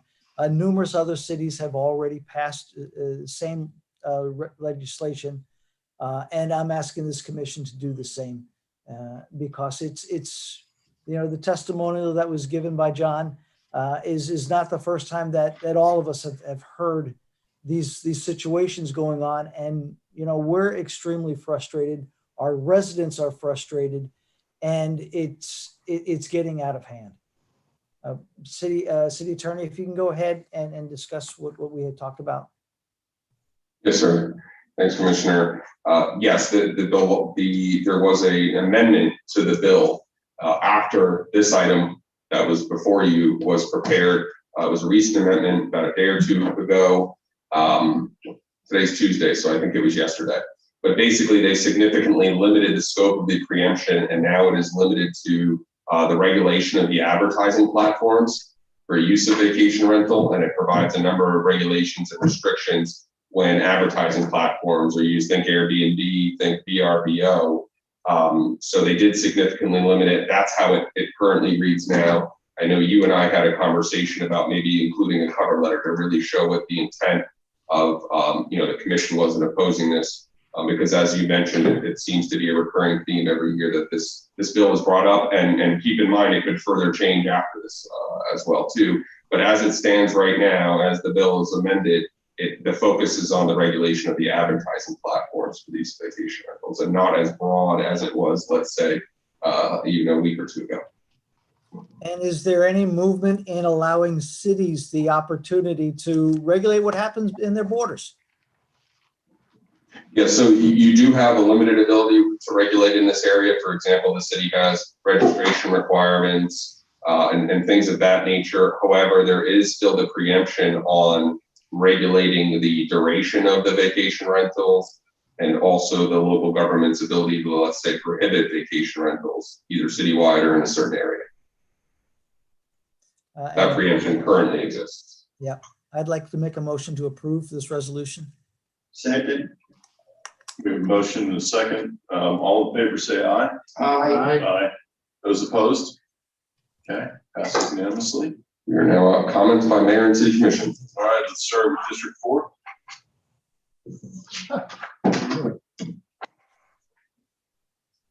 You talk enough today?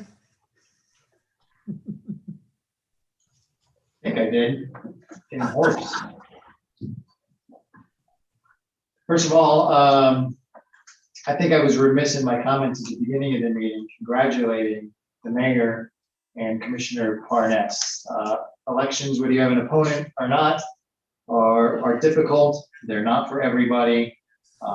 And those willing to put themselves in the public spotlight, because as the mayor said, we take everything. We take the good and we take a lot of the bad too. And there's people out there that want to give us the bad. So those that want to step forward and serve publicly, I have a very special, place in my heart for them, because this isn't for everybody. And so Mayor and Commissioner Parnas, thank you for re-upping, thank you for running, and it's my continuing pleasure to serve with you for the next 4 years. As we showed tonight, we're not going to always agree, but I think that's a good thing. The way the meetings, our commission meetings play out, there will not be a commission meeting before my next Saturday office hours. So while it seems a little far in advance, I need to announce it because there won't be a meeting in between. So April 3rd will be my next Saturday office hours. You can contact me directly. You can contact City Hall, and that will continue to be remote for the time being. But April 3rd is the next Saturday office hours. I want to thank the city manager for bringing up the Green Road Railroad track situation. I know I've been getting some calls from District 4 residents. I've seen a lot of activity on the social media about that particular subject, so I know the residents are aware of it. I don't know if it was the last commission meeting or not when we had the coyote presentation. I had an opportunity to mention that or not. It was extremely informative. Very well attended, and it answered, at least in my opinion, everything that I wanted to know. I think all the questions that I received regarding the coyotes, and if you are unable to attend, it is on the city's YouTube channel, and you can watch the video. It's approximately an hour long. The first part of the meeting, the Florida Wildlife Commission talks about the history of the coyote and its presence in Florida. And then really it's in the second half during the question and answers where it gets into the nuts and bolts, what the residents wanted to know, whether you should be in danger, what you should do if you encounter a coyote, is your dog or your cat endangered? Those are the questions that the residents wanted to know, and they were answered precisely and succinctly. So I want to thank Hillary Silverstone for participating and moderating the event. I want to thank Angelina, I believe her name was, from the Florida Wildlife Commission for participating. And I know we have another one coming up soon regarding iguanas. These are very helpful, and I think we should do more public information webinars when necessary on topics that come up. So let's keep that in mind as a commission too. We can do webinars or seminars with our residents, the city residents, all day long. It's not hard, easy for me to say. I don't plan it, but it's not hard to do. But if there's a subject that we need to address, I think that's a great way to do it, because this one was an overwhelming success in my opinion. I had the opportunity this past Saturday, along with now Vice Mayor Preston, to attend the Kiwanis cleanup along along MLK Boulevard. And the amount of trash that we picked up in an hour was just mind-boggling to me along that road. Vice Mayor, maybe you know the final numbers or whatever, but there was probably at least a half a dozen garbage bags full of all kinds of debris. I bet it was, well, I mean, each bag was at least 20 pounds, 6 bags. I mean, it was at least over 100, well over 100 pounds. It had to have been 120 plus pounds of garbage that we picked up in less than an hour along that street. And so I want to thank Kiwanis West for sponsoring that cleanup. But having said that, I think there's an opportunity to do more. I'm not asking Kiwanis to do more unless they want to, but I mean, I think we as a city can sponsor more cleanups as well. I know at least in my district, I would volunteer Trailhead Park, which is a debris magnet. And you could send a team out there every day and still not get everything, but that would be, and I have people in my district that are willing to volunteer and that are willing to participate in cleanups like this. There are people that genuinely care about the environment in Deerfield Beach and want to do more of it. So if there's something that we can do to help sponsor so that people can participate, because I know there's not only a need, but a want out there. I think that would be good for our residents. I think it would be good for our city. And it's also good for the environment. Otherwise, I think, I'm sure people are going to talk about the other events that are going on in the city. So that's all I have for tonight. And again, congratulations, Mayor and Commissioner Parnas. Thank you very much. District 3. First, I'd like to thank all of the voters in District 3 that supported me by voting. It was the largest amount of votes I've ever gotten in anything I've ever done, and it was really appreciated. It gave me the idea that, hey, I better get to work. I have a lot to live up to. I also want to thank Commissioner Drotsky and his dad for their encouragement and support. But most of all, the unsung lady that's been my partner for 15 years, got me back into the political game, Kathy Richards, my partner, who was here tonight. I didn't mention her earlier in the speech because she gets embarrassed if I do. So I'm waiting till now to say, Kathy, I love you and thank you for all you do for me in helping me do my job, get reelected, and be an ear for me and a good sounding board, and to always tell me the truth. Other than that, I look forward to going back to work. I thank this crew, this commission. It's been an honor to work with them, and I look forward to the next 4 years and getting more things accomplished. Thank you all. Thank you very much. Thank you, Kathy, as well. District 2. Thank you, Mayor. Actually, Commissioner Drotsky stole a lot of my thunder, but first of all, I'd like to say congratulations to you, Mayor Gantz. You have a heart for this city, and I thank you for what you do. Commissioner Drotsky, you as well, and you, Commissioner Parnas. You know, you guys got through this election, but it's also a testament to something else that's a little bit different, and that's your commitment to what? To serving. Nobody's going to get rich doing this job. And certainly you might ask the question, why would you go through the headaches? I get calls all the time when I'm having dinner, sometimes different things. And I go out, if I have to go out and look at the area, whatever I need to do. And you know, it's kind of like, you know, people that, you know, that are part of a child care when they do that work. They do it because they love the kids. They really do it because they love the kids, and they do a good job. And you know what? when you find people that love what they do, it's a good thing. So congratulations to you all. This is going to be a great time for the city of Deerfield Beach. Along with what Commissioner Drosky said, the Kiwanis West cleanup was a success. And I wanted to thank you personally, Commissioner Drosky, for coming out and participating. You're the only one who had the right kind of gloves, but you know, we'll fix that. We'll fix that. You know, we picked up a lot of garbage. And it is my goal to really just keep working in my district and having all of you involved and just really just bringing things, you know, not to an acceptable par, but just really exceed expectations. My district is growing. There's a lot of wonderful things to be encouraged about. And I say to you, thank you. I'd like to say congrats to Gloria and Barry for your membership on the African American Heritage Board. Thank you for wanting to be a part of that. We have a meeting actually tomorrow morning at 11:30 to talk about getting some things together. Obviously, we've been very challenged with this Juneteenth in relation to COVID. It's hard to really plan because you don't know what this epidemic is going to do. But we want to make this special. And Mayor, I just want to tell you that I've not forgotten from the very first night that we talked about this, that educational component.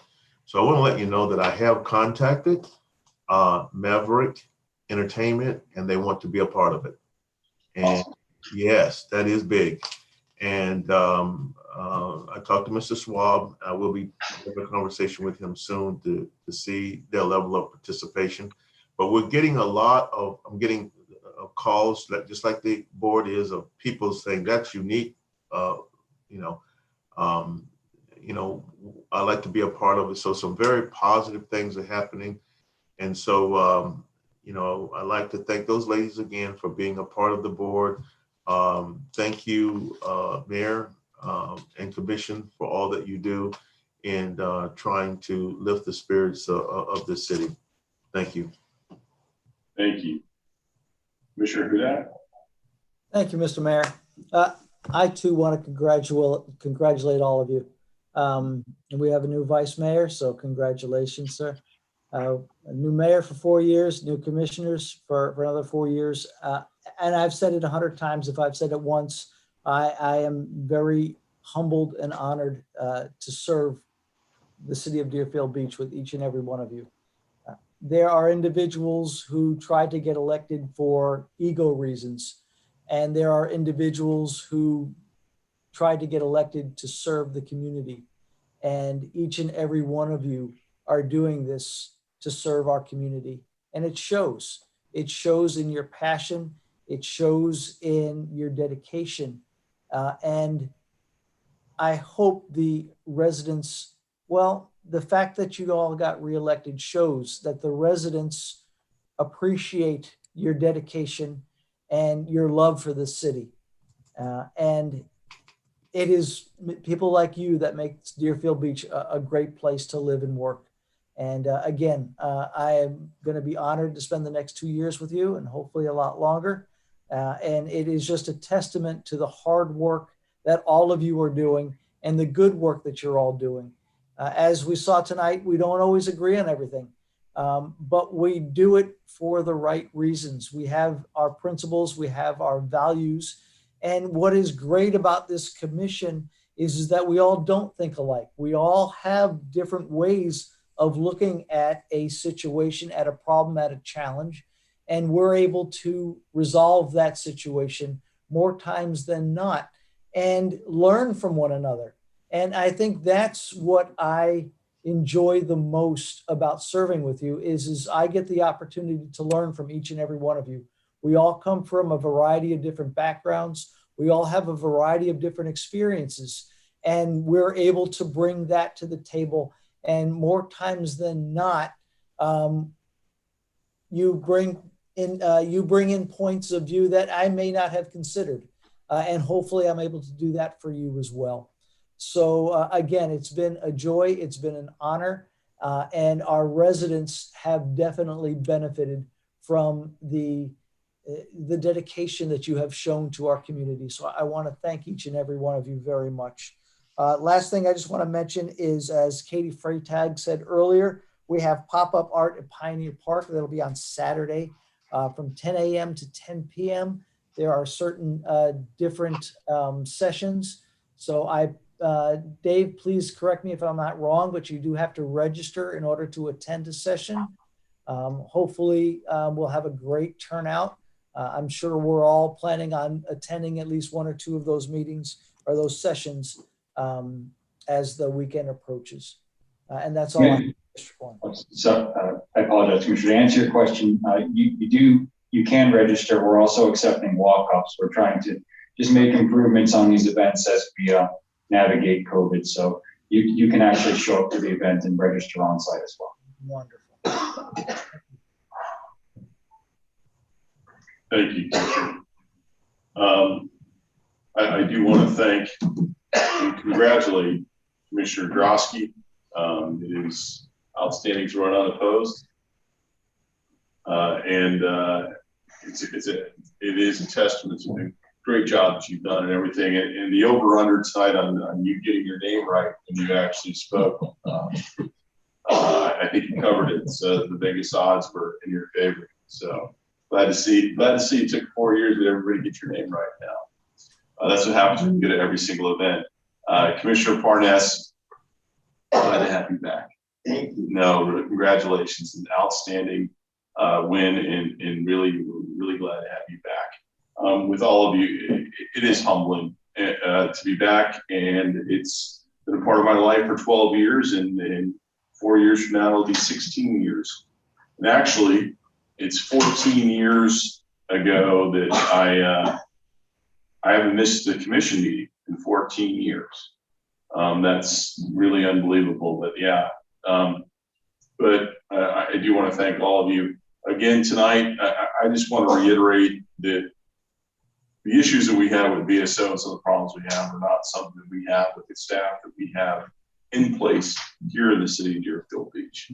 Our fire chief, our police chief, and their officers that are underneath them and members really do a phenomenal job. And I think tonight we were able to kind of cut our way through and be heard, I felt, in a way that we maybe haven't been in the past. So I'm appreciative of that. I want to thank staff for all of their hard work. And I again want to say to my girls who are off in college and far apart, thank you for putting up with me missing so many dinners and so many other things. So I appreciate it. And we have a special city commission meeting coming this Thursday with the town of Hillsborough Beach. And we'll be doing that to work on our first beach renourishment project, where we put the past behind us, looking forward to moving forward. That will be a very, very good thing. For all of you, thank you for the hard work that you do. Please be safe. And we're looking for a motion to adjourn. Motion to adjourn? Motion, second. All in favor, say aye. Aye. Meeting adjourned. Thank you.